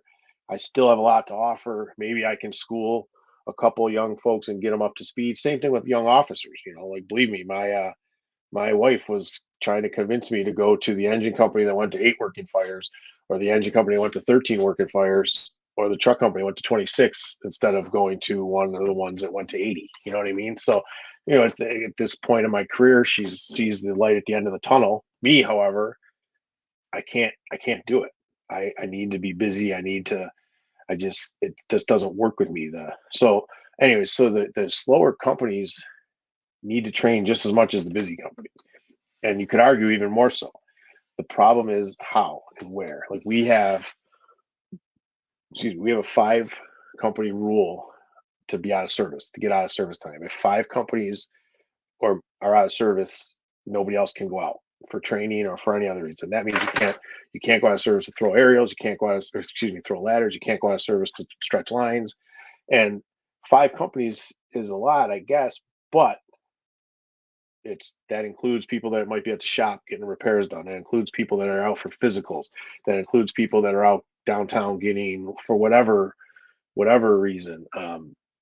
So we don't have the luxury of just saying, I'm going to go out of service. I'm going to take ladder 10, engine 25, engine 4, ladder 15, and we're going to go do a four company drill, and we're going to spend 3 hours doing this, and we're going to go over it all. So it's a challenge, and it's a challenge for officers assigned to those companies to come up with things they can train on without the out of service time, and still get that value. You know what I mean? Like, there's things you can do, and throwing ground ladders is easy, right? You get a call, you just throw the damn ladders back in the rig. We used to have the luxury of, we had 10,000 some vacant structures at one point in my career. So we would just drive down the street and, oh, that house is vacant. Let's go. We go up on the roof, we open a roof, we go inside, we force doors, we search, we do whatever. We don't have that anymore. Sure. Most of and right, thankfully, it's done a lot. Getting rid of all those vacant buildings has done a lot for improvements around the city and our infrastructure, but it's hurt the fire department. Now, when we have a building that's up for demo, the permits people or the building inspectors or whoever tell you, hey, X, Y, and Z address, they're tearing that down. They said we can train on it. Well, that's great, except now everybody wants to train on it. So if you're not lucky enough to be there the first shift that is working when they give us the house, you're getting the scraps. Swiss cheese by the time you get there. Yeah, basically. and then some chiefs have a different priority. I'll remember a chief I had that we had this awesome house over by Buff State College. They were building dorms, so they gave us this big ass 2.5. It was on a corner. It was like, oh my God, you give me this thing and you give me 6 hours and we can do whatever. We could have a lot of fun in here. And he wants to do like ladder pipe operations. And I was like, Chief, respectfully, like, why? Like, if we do the stuff I want to do, we don't end up doing ladder pipe operations. You know what I mean? Like, if we can get our lines in place and our ladders thrown and our room searched and our ventilation done properly, we don't have to transition to defensive. And sure. But it was all about his priorities. So sure. Training's critical. Training's important. And the other thing is vetting training. So, it's easy to say there's tons of stuff online. You listen to these podcasts, like, you got a ton of great people coming up this year that I'm looking forward to listening to and hearing. Guys that I respect. Some I've never met in person, but I've seen their work. I know, and that's what I do. I learned from you when we were in Columbus together. We had a conversation. I sat in your class for a few. I felt I didn't want to duck in because of the way the room was set up, but I got to hear some of what you said, and Duff and all those other guys. Like, that's what it's all about. So you have to have this thirst for knowledge. Like, this can be what you do and not be who you are. You know what I mean? Like, where I'm a fireman, I'm a captain. It just so happens that all my side jobs revolve around the fire service also. But it doesn't mean that I can't, if my side job is I'm an accountant or I'm a Uber driver or whatever, I could still get to a local seminar. Erie County here does a great thing. Every Wednesday they do a training series where you go and it's guys from around the county that come in and they lecture on whatever. Like this week coming up is May Day and next week is whatever. And you have to be able to go and you have to be able to vet that information, obviously. But any firefighter, from your probationary person to your salty vet, should take advantage of everything you can do. There's more. I have a whole Google Drive of webinars that webinars I paid for where they offered the ability to download them so you have them for the future. Now, and there's nothing wrong with what I'm doing because I'm not, I'm using it for my own information. I'm not, you know what I mean? Like I'm not stealing this information and profiting off of it. I'm just, hey, here's your Zoom. You paid for Zoom, especially during COVID. They were everywhere. Hey, you'll get the recording in a couple of days. Perfect.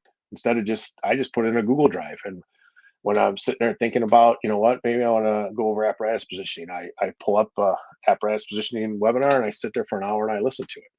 And, some of them I've watched so many times, I could pretty much quote them, but I still pick something up every time because you can't, not to be cliche, but you really can't ever change or train enough for a job like ours. And, but it's it's a challenge and you need officers that are willing to think outside the box.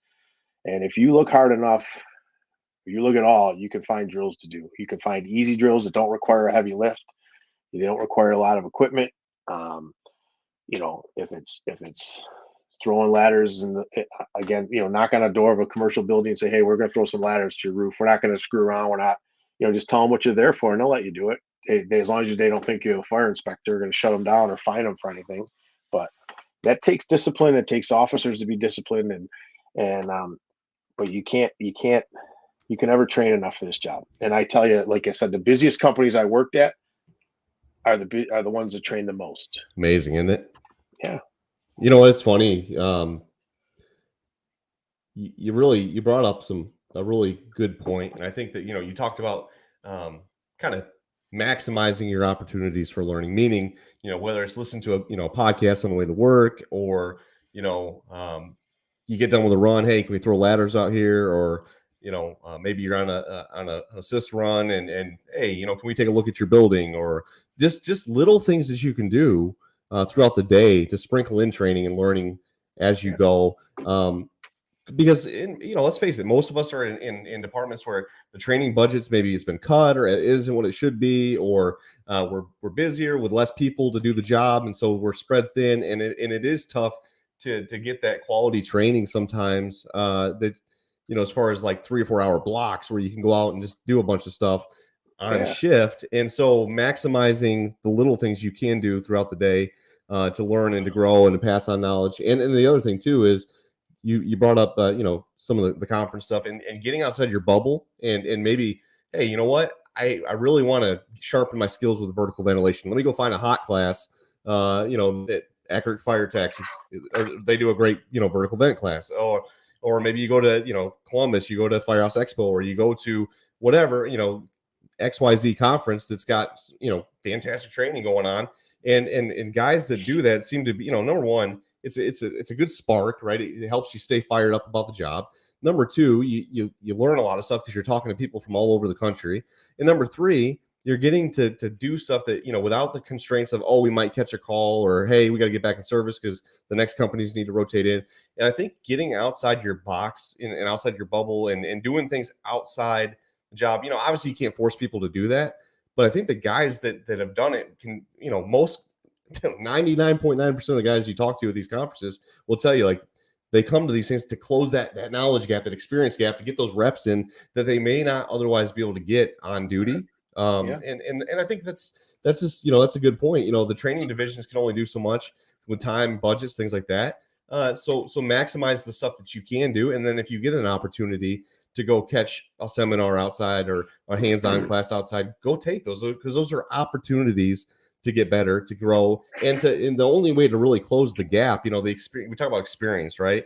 The only way to really close the gap with experience is with a lot more, taking the time to research, knowledge and training, building building that knowledge base, building that skill. And then when you do get those opportunities on the fire ground or, on duty or whatever, to put them to practice, maximizing those opportunities. Don't we can't control how many fires we get, obviously, based on what company you're assigned to and stuff like that. But when you do get those fires, do the best you can to maximize that experience, right? Maximize that experience. If you get the opportunity to, if you're going to throw one ladder, then, throw a couple ladders. If you get an opportunity to go back after the fire and say, hey, let's break this down. Let's critique this. Let's do a hot wash on what we could do better. And I think that's where, in my mind, I'm a big training guy. That's something I'm very passionate about, is like, how do you take guys that are younger in the fire service, they have less experience, and get them up to snuff? And I'm in the same boat, in the sense of, a lot of my learning has come in extra, just those little moments, right? That little picking the brain or throwing the ladder, pulling the line, just taking those little, moments on the apparatus floor to, hey, let's go over this. We just had this call. Let's talk about this. Those little moments add up. And the other thing too is, like I said, reading a trade magazine, listening to a podcast, going to a conference. Those are things where they can help you be better, right? They can help you grow, and really are that much more important nowadays, because, like I said, most of us aren't in a place where we can do as much training as we would like to on duty. That's just the reality of it. Is, yep. So how do you close that gap? And that's the answer is real simple. You keep the decision-making process, keep your priorities straight. First of all, what are your priorities? Life safety, incident stabilization, property conservation are the basic ones. But from a truck company standpoint, right? What are the big things? Obviously, search has got to be the top of your list of what needs to be happening, because that's life, right? Yeah, incident stabilization. I mean, what can we do? Coordinated ventilation, ladders for egress, right? Forcible entry, things like that are all part of that stabilizing the incident profile. And then property conservation, right? Salvage, overhaul, things like that fall down the list. And keep that decision-making process simplified. Having riding assignments where this guy's going to have this tool, like you said earlier. This guy's going to have this tool, and this is his basic assignment. Doesn't mean you can't call an audible, but you have an initial play called, so that when you get on scene, if you do need to audible, guys know each other's jobs and can kind of fill that gap.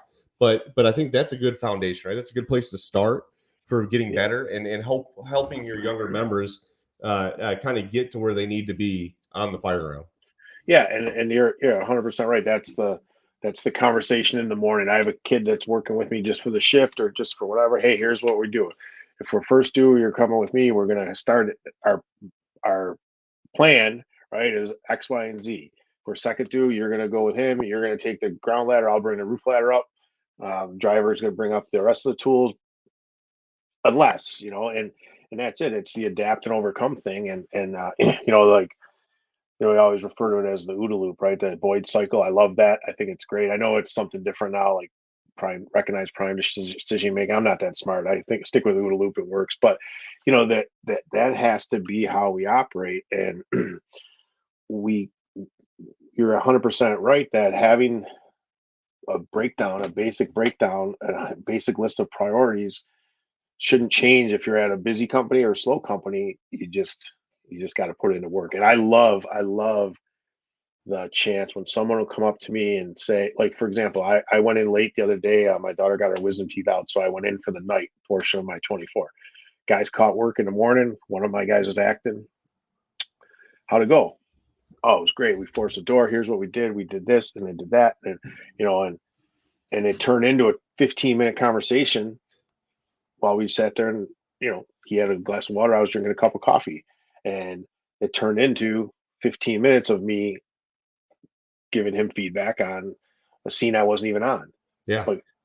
And then little tips and tricks about, like we talked a lot about sounding the door. He's like, oh, I didn't really sound the door. And again, that's like Coke or Pepsi, right? Half the people think it's a waste of time. Half the people still swear by it. But I said, well, did you get the door open in a timely fashion? He's like, yeah. I said, well, then don't sweat it. You know what I mean? I said, the mission is what matters. And how you get there is, I don't sound the door every single time, but you can, if I feel like I'm getting some resistance somewhere, I might give it a couple of whacks just to see what the hell's going on. But sure. And that was just that simple. It was 10 minutes while we were waiting for whatever, for the meal or for the next call. It was 10-minute conversation. And then, but while me and him were talking, guess what? 2 other guys drift over.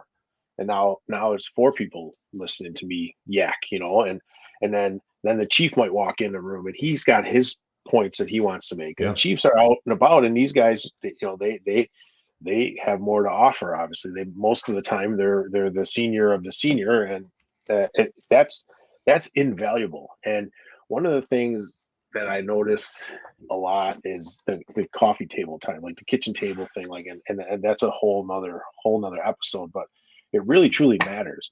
Some of our slower houses, they don't eat together, or they'll order out, or they'll whatever. They miss that, like, sitting around time, and not only that, like, that's where you learn about, Nick's kid had a game today, how to go, and your wife's been sick, how's she feeling, like all that stuff. But it's where your ball busting comes in, and all the camaraderie comes in. But it's also where, hey, the third platoon passed on to me. They went to this fire yesterday, and we're going to get over there and check it out. The house is still standing, so we're going to go over and see what we can learn about what they did, and we can kind of piece this fire, fight it virtually, if you will, by standing there.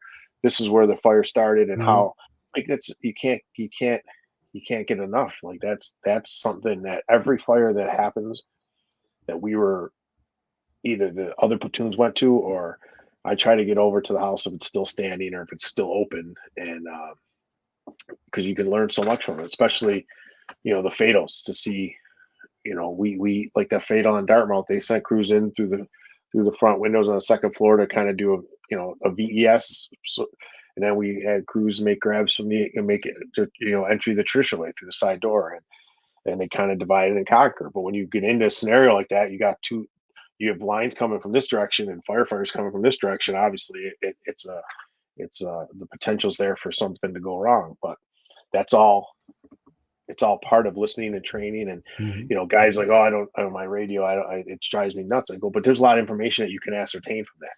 Hey, 23 stretching through the side door. Well, guess what's at the side door? The stairs of the second floor. So if they're coming this way, I'm coming that way, we're going to have some trouble. So that's the stuff that you don't need everything doesn't have to be a formal drill. Yeah. You could, like I said, EMS calls while you're waiting for an ambulance, or I know you have ambulances, we don't. You're waiting for an ambulance or the patient stabilized. Take a peek at the house. Don't be creepy. Don't be opening their drawers and shit, but take a peek and see what you're dealing with. Like, wow, look at what they did over here. They renovate. They turned this house into SROs, or because it's a college part of town. So you have 15 kids living in this apartment, and every one of them's got a padlock on their bedroom door. Like that stuff. It's invaluable. Oh, absolutely, man. I think this comes down to it. Like, if you go into every shift with the intent to learn something, right? It's amazing. The creative crews always find a way to train and learn, and no matter how busy they are, whether it's 10 minutes here, 15 minutes there, right? It's a conversation. It's doing a walkthrough. It's throwing a couple ladders. It's whatever it is. I think those little quick drills and those little nuggets, if you're looking for them, there's a lot of opportunity out there. Real quick, just wanted to get your thoughts on, so obviously positioning is huge for the truck, right? Especially if you're using the aerial. But sometimes I think, like, it gets kind of cliche, engine, leave room for the truck, etc. But your thoughts on positioning, obviously residential versus commercial is a little different. But if you got just a couple nuggets, things that you look for as a company officer when you're positioning your rig, spotting the rig on a residential versus, say, a commercial. What are some key points and takeaways that you would give new drivers, new chauffeurs, new company officers, things to look for positioning? Okay, well, so yes, it's obvious, right? We want the front of the building, or some aspect of the front of the building. If depending on what you use, versus all of our rigs are ladder towers except one. Well, my rig is reserved right now, but we'll have a mid mount tower when we get it back. But so if I'm riding in a mid mount, my thoughts have to change. Where I want that turntable, where I want the cab angled, versus a rear mount where I want the turntable, how I need my cab position, versus a straight stick. The key to everything, I think, is you get one shot at it, right? Especially on a residential, especially on most small city streets. So the engine drivers, and I don't want to say they have it easy. I'm not trying to start that fight again, but they just go, right? Sure. Like, here we go. Oh shit, there's the fire. Oh sweet, I'll pull this pat. Now I'm good. most of our drivers are taught that if there's a hydrant in the area, you still spot for the fire. Don't try to take a hydrant because it's close. Still, spot that rig to fight the fire, and get on the radio, say, engine 31, there's a hydrant in front of 27, P Street. So slowing down for the truck as you approach and getting that look, especially if you have a platform hanging off the front, your visibility is already skewed.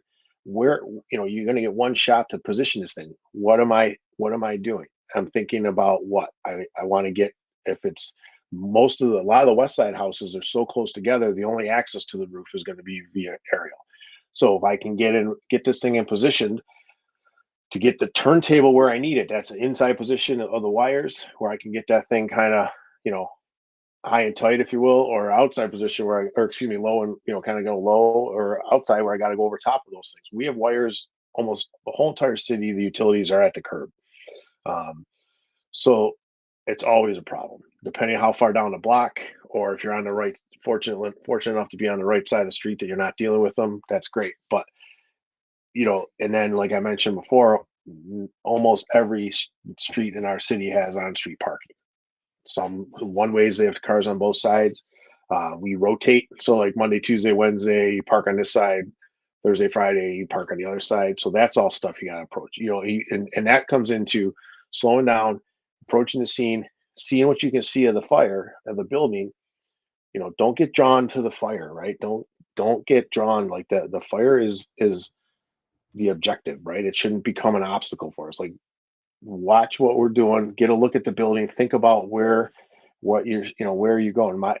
I try to pay attention for the guys if I can, but I also have other things that I'm worried about. So, a good driver knows his equipment in and out, and he knows it's no different than a commercial vehicle driver. That to get to this rig to go to that spot, I have to start my turn here. And so the number one key, I think, is slow down as you approach. We can't go balls to the wall, lock up the brakes, hit the emergency brake, throw the PTO on and go, because you're going to miss most of the time. Sure. And when you're talking commercial buildings, like, I don't buy into and this is probably going to piss people off, but I don't buy into the collapse zone stuff, right? If we're there and we're going and we're attacking this fire, or we're making grabs, you got to get the rig close. So of course you want to maximize your scrub. You want to take that corner. Too many times we still see it here. The guys when most of our reserve apparatus are rear mounts. So the guys are used to the mid mount might position and shoot over the cab, which you lose, 40 feet or 50 feet of length, or 40 feet of length. But, if you're in a commercial building, go back to the fire that Chief Lieb spoke about, the one from New York City. I forget it was 81st Street or whatever, where they had that during his class at Expo. We had, if that aerial position for the collapse zone, it wouldn't have been able to rescue all those people that it rescued. So, most buildings like that, if you pull up and you're going offensive a fight, you got to spot the rig offensively. You know what I mean? If I need that thing, I need to be able to get to the roof. I need to be able to get to windows. I need as close to the damn building as I can to maximize my use. And then if the shit hits the fan and we're changing, if we're going to lose it, we're going to lose it. Then you got it. And you're going to know long. And again, I'm speaking of generalization here, but you should know long before the walls fall down that the walls are going to fall down, if you know what I mean. Sure. So get, positioning is key, and it takes practice. So use every single call you go on, no matter what it's for, to practice positioning the rig, right? Yeah. Like, you're going to a carbon monoxide alarm. That's all the rage around here these days, right? Spot it like the house is on fire. Spot it like you have people hanging out of that window you need to get the aerial to. And guess what? It's going to become second nature to you. And it's no different than anything. It's the same as stretching. But reps.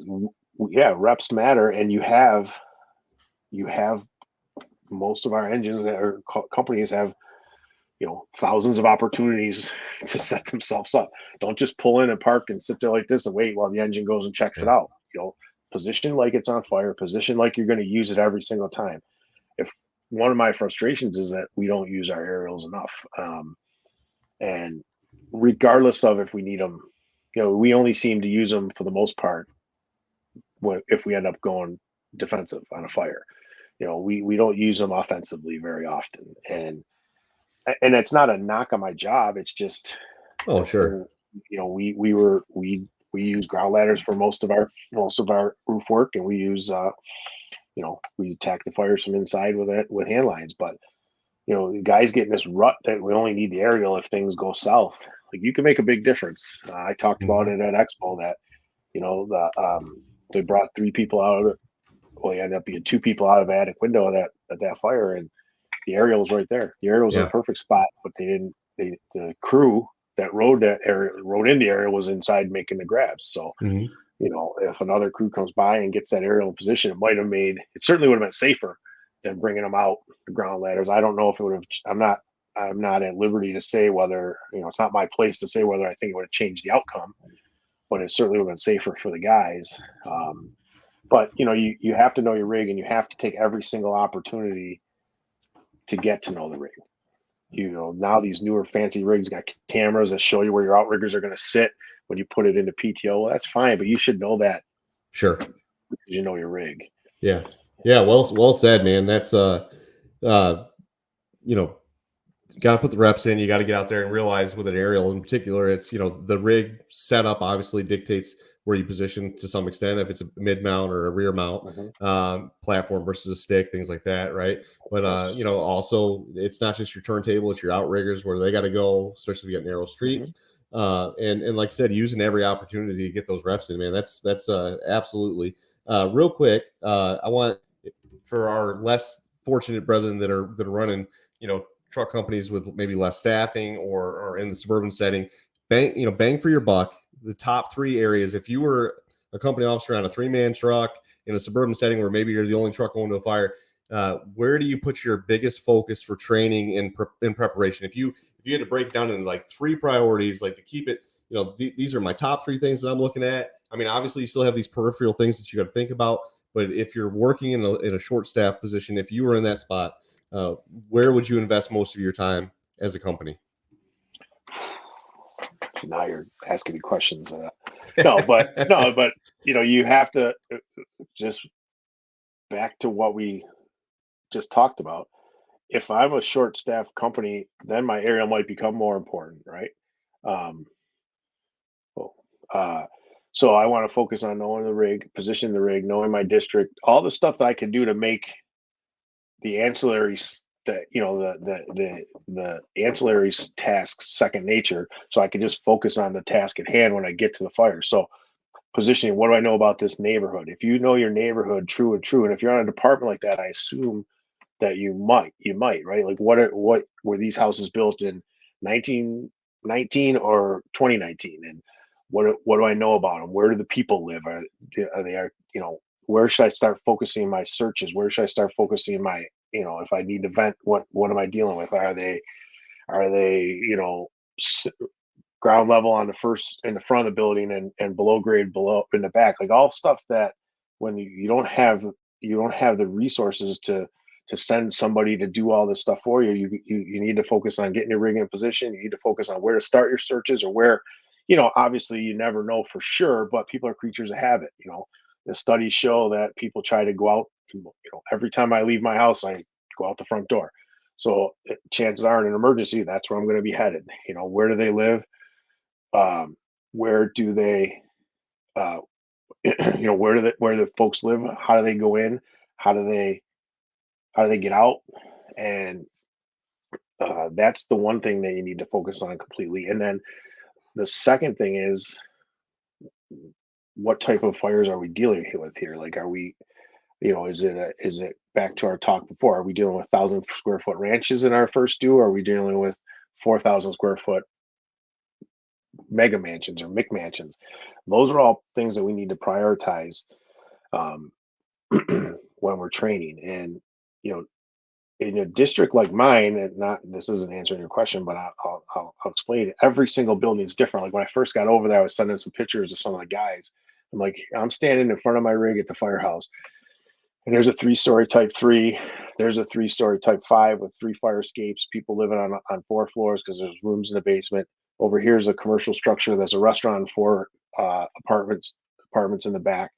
But knowing your district, knowing what you're dealing with, knowing your staffing, and knowing who's coming are key. Do I have to keep one of my guys outside? Because I'm not even getting into the 2 in 2 out thing, but Do I have to keep somebody outside to handle those extra tasks, help get the line in place, and again, I'm kind of rabbit holing here, but all stuff that it all boils down to knowing for the most part, learning all you can learn about the residency of the buildings or the occupancy of the buildings that are in your first due. Yeah, that's spot, dude. That's it, man. I mean, I think so. I work in a city where we have one true truck company, and a Quint. So 2 aerials, and it's an older city, and that is a big thing for a big reality for a lot of us is running.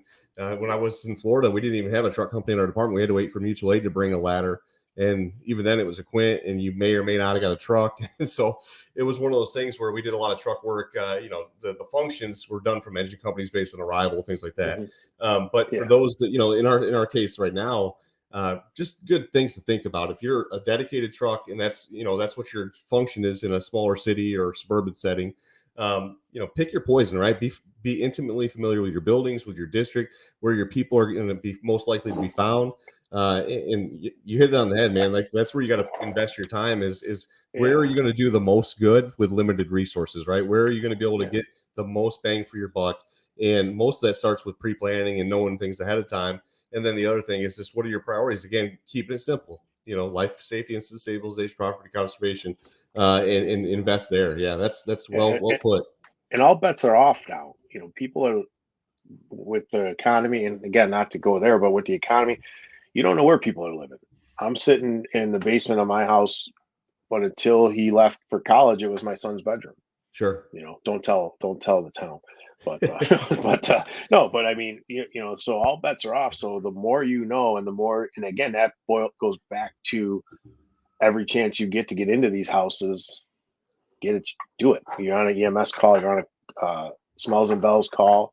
Just without being creepy, take a look around, because that is probably the best tip you can have is, I need to know what's going on, what these houses are like. And a lot of them, if it's subdivision, like we don't have a ton of subdivision type of neighborhoods in our city, but where all the houses are largely the same, we don't have that, but you still can get an idea. If you know your buildings and you understand building construction, you can get an idea of, based on where the fire is at, where it's going to go, right? And that's going to set your incident priorities for you if you're in that short staffed truck company.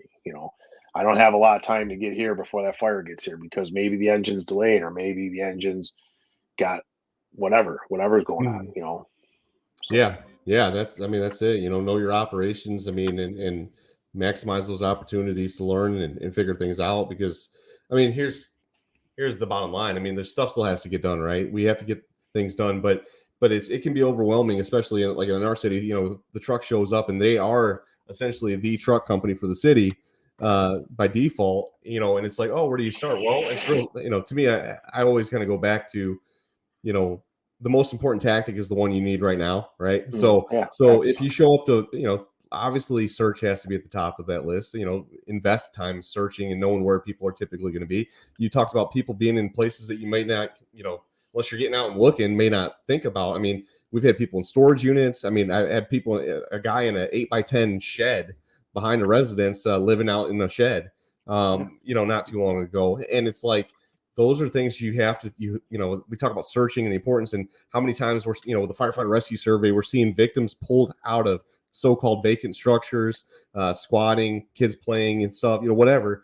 It happens more than we like to admit across this country. And especially, in the urban setting, it seems to be people get more and more creative these days with where you find people. And, so we do have to be aggressive in that sense.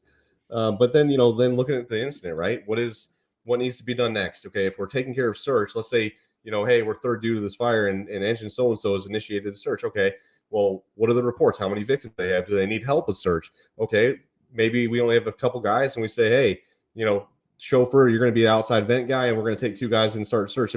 Being able to figure out what your priorities are based on, obviously, with the fire conditions, the building and all that stuff.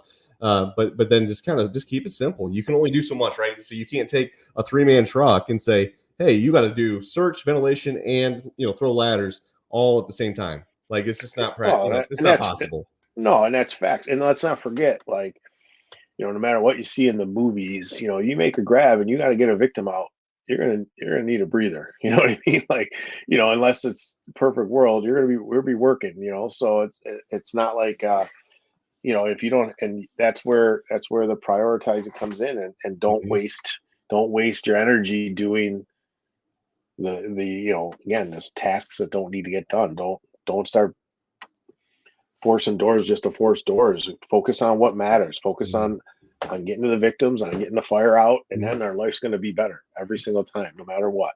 And it's not just that simple, obviously, but it really isn't that much more complicated. You know what I mean? Like, so Yeah, I feel like, and tell me, at least in my limited dabblings in the truck through my career, off and on, I had a little stint there where I had a couple years getting to ride the truck when I was in Tallahassee, and every once in a while I get on the ladder here if I get a breather. But here's the thing. I mean, tell me if I'm wrong here, but priority wise, right? So there's for when it comes to truck work, there's search, right? So victim, finding the victims, removing those victims is number one, and everything else is kind of ancillary. It kind of falls. So like in a sense, everything else that the truck does is supporting the fire tech, supporting the engine. Well, there's ventilation, utilities, throwing ladders for egress. All those things are kind of support functions, except for searches. The one area where I would argue the engine actually supports the truck to because you're going to get people out, you're going to get victims, right?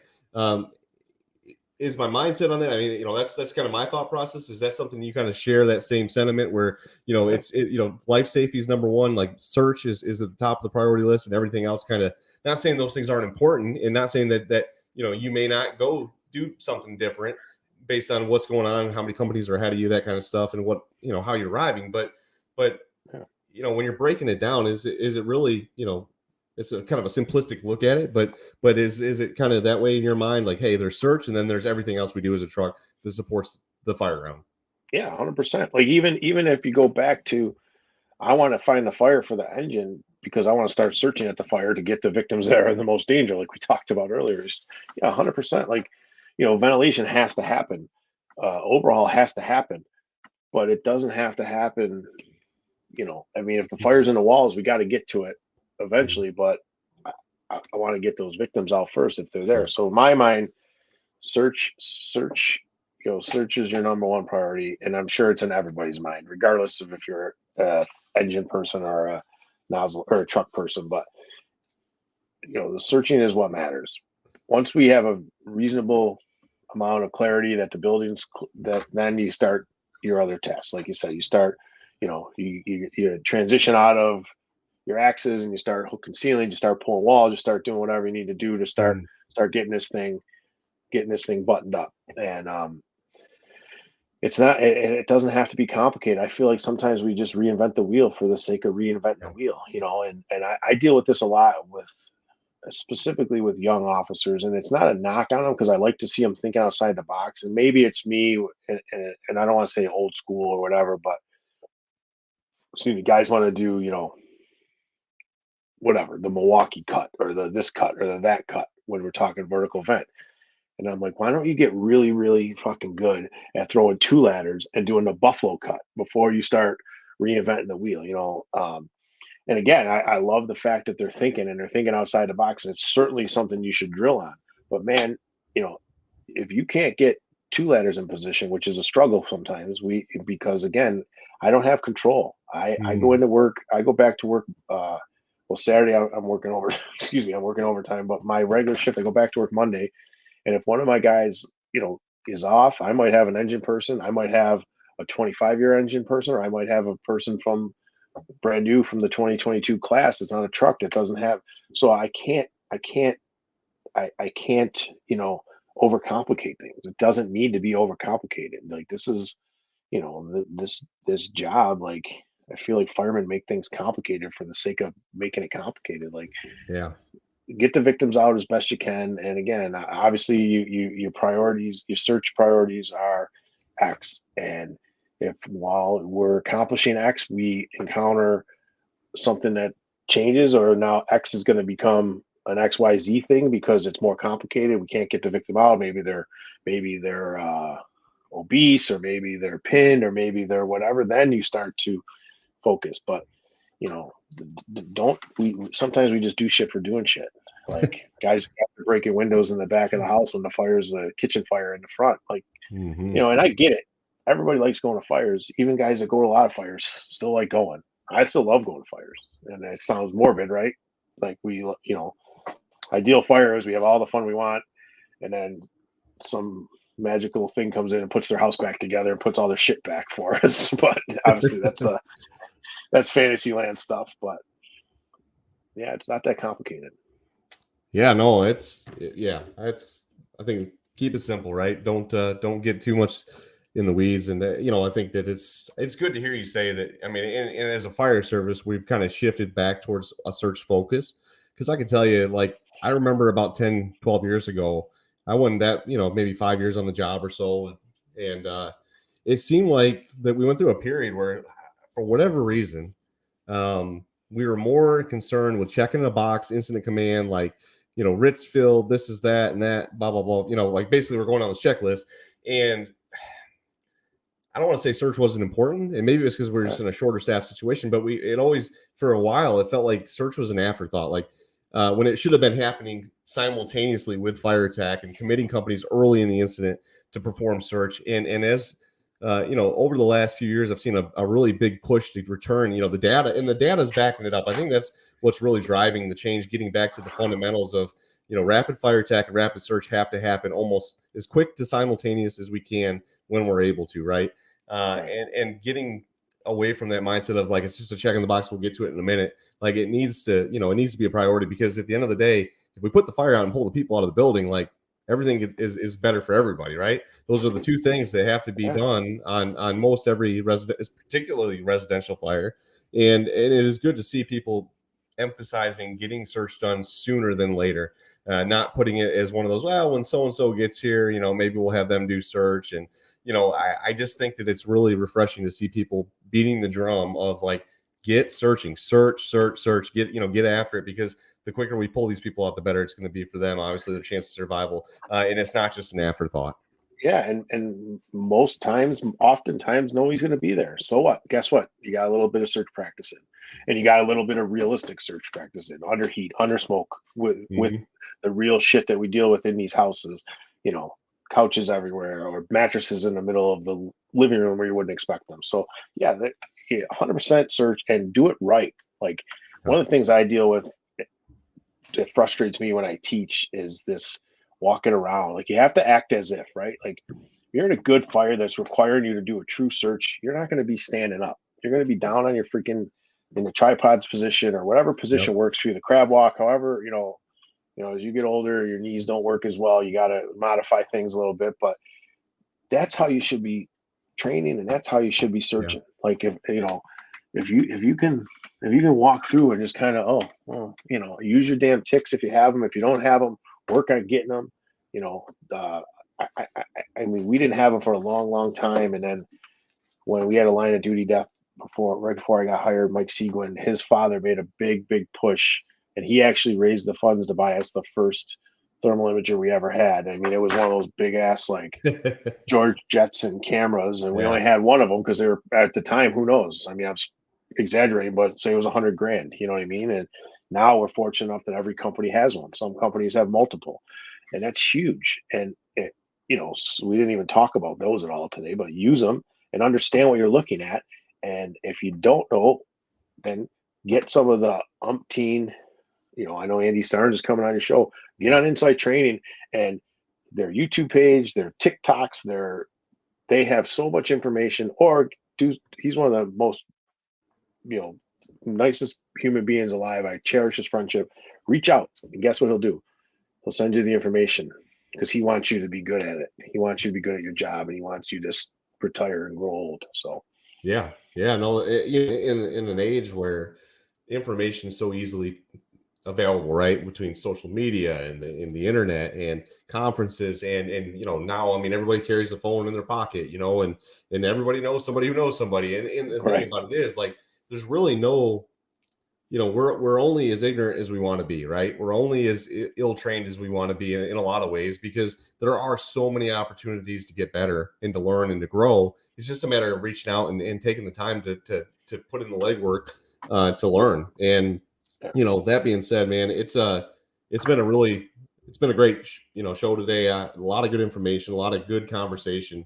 Definitely, obviously, I'm more of an engine guy myself. I respect the hell out of truck work.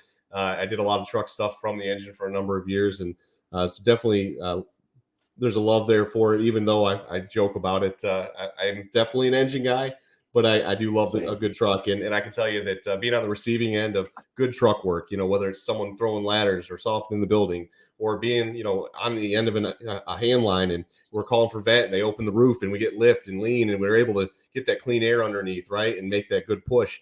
All those things matter, and so definitely 100%. Definitely think that it's been a really good way to start the new year here. So one of the new little segments that I'm about to hit you with here. This is something we're going to do a little differently in 2023. So we haven't done this before, but I really kind of like the idea here. It's called 6 and 60, and I'm just going to random throw questions at you, and one or two sentence answers, one word, whatever, however you want to answer it, short to the point. You give me just off the cuff Sean Eagen's response to the question, and we're gonna send it rapid fire. So all right, brevity's not my strong suit, obviously. So go ahead. I'll do my best. All right, here we go. So, in your opinion, question number one: what's the biggest issue facing the modern fire service today? It can be a one-word answer if you budgets, money. Like it. I like it. All right, number two. What's the one thing you're looking forward to most in 2023? Fire service wise, I'm looking forward going back to the big show in FDIC in April. It's just obviously a lot of reasons. It's going to be a tremendous show with the honoring Chief Halton, and that's it. Fire service wise, I'm really looking forward to April. All right. Question number three. If you have the choice between being the first two engine being on the nozzle or being the first two truck to do a VES, what are you picking? I'm staying true to my roots. I got to be on the truck. I love the nozzle, but I got to stick with the truck. Fair enough. All right. Kind of a piggyback. I'm going to call this question 3A. What's the best job on the fireground? All right, here you go. Nozzleman. There you go. I'll be honest. There's nothing better. First one up those stairs, that floor. I'm being honest. Nozzleman. That does my soul good. So, question number 4. Favorite book. Your favorite book. Oh my gosh, that's a tough one. My favorite book I still use is Freed's Fireground Tactics. It's an old school book. If you can find it, get it. I love it. It's cool. Old stuff, but it's a lot of good shit in it. Okay. Yeah, I'll have to give that a look. I haven't got to read that one. So it's I like it. So here we go. Where are we at? I think we're at 6. I don't know. 5 or 6. 4, 5. Yeah, one of those. I'll wrap up with this. I think that was actually I piggybacked on 3, so that was technically so you're the 3A. Yeah. So okay. Question number 6: will the Bills win the Super Bowl finally? Oh, geez. I'm gonna say yes, because I have to say yes. We could use a dub, that's for sure. While we've been on the phone, we did get some good news that Damar Hamlin did wake up, is holding hands. He wrote a note to the doctor asking if they won the game. So great news for that. So I'm sticking true. I got to. I think we got it. I think it's our year. Bills Mafia definitely deserves a championship. So put up with a lot of stuff in the 90s. There was some heartbreakers in the 90s. So that's what I grew up watching. So me too, bro. Me too. Believe me. I mean, it is what it is. It's a game. I enjoy it. Whatever people think about pro sports or anything. It's entertainment to me. Yeah. I love my teams. My wife works. The wife works for the Sabres, so she's all part of the Pagula umbrella. So I really would love to get one. I really would. And I think we got a tough road to hoe. We got to play the Bengals. We got to play KC, and then the 49ers are waiting for or the Eagles, for Christ's sakes. You know what I mean? Like, yeah, it's not going to be easy for any stretch of the imagination. I might have a couple more grays by the time. But if that's the worst, there's always next year. That's it. Hey, I'm kind of pulling for him. My grandfather, growing up in upstate New York, a lot of Bills fans in the family tree here. So my grandfather's been a loyal Bills fans for 70 plus years. Since before that merger. Oh wow! So yeah, he's definitely would like to see a Super Bowl win, and so I definitely got to pull it more than me. So. He deserves it more than I do if he's been around that long. Yeah, he's definitely. I think I don't know if they win. He may have a stroke or something. I don't know. I might too. So oh man, you and half the city. So the bonus question here: if the Bills do win, can we get a video of you doing the mosh pit dive into a table? Like, can we get that on social media? Is that something we could get set up? Maybe do it for charity. Sean Eagen through the table into the pit. I mean, it'd be easy for me to break it. That's for sure. You might have to come help me up. Sure. What the hell? Why not? Yeah. If that's what I got to do to embarrass myself more, I do that all the time. I've been embarrassing myself for 2 hours and 6 minutes. So no, yeah, let's do it. If that's what it takes. But yeah, that's the quintessential Bills Mafia thing, right? Through the table, off the tailgate. Cut the feed before I try to stand up. That's all. And I'll have my back hurts just thinking about it. But I've never jumped through a table. Never. And if it's for the Super Bowl championship, I'll do it. Hell yeah. Okay. So you guys heard it here first. If we see Sean in a body cast after February, I'm not sure what day the Super Bowl falls on, but we'll know what happened. So yeah, at FDI, if I'm out on FDIC, it's because I broke my hip. My pelvis is shattered, so I can't. Oh shit, man! It'll be worth it, dude. Thanks for taking the time today to come on the show, man. I really had a good time. Great way to kick off the new year. Thanks for having me. And like I said, man, just super good conversation. Hopefully, I'm pretty sure everybody listening will have a lot of good feedback on it. But that being said, you have a good one, my brother. Take her easy. Keep her between the berms of snow up there in Buffalo. Don't fall off into one of those. But hopefully, you guys have a great January, man, and looking forward to seeing you here in a couple months. And obviously, FDIC is coming up sooner than later, sneaking up on us pretty quick, and definitely going to be a good time. Sure is. Always is. All right, brother. We'll take care, man, and we'll catch you next time. All right. Thanks, Nick. Appreciate it. Take care, everybody. See you, bro. Bye.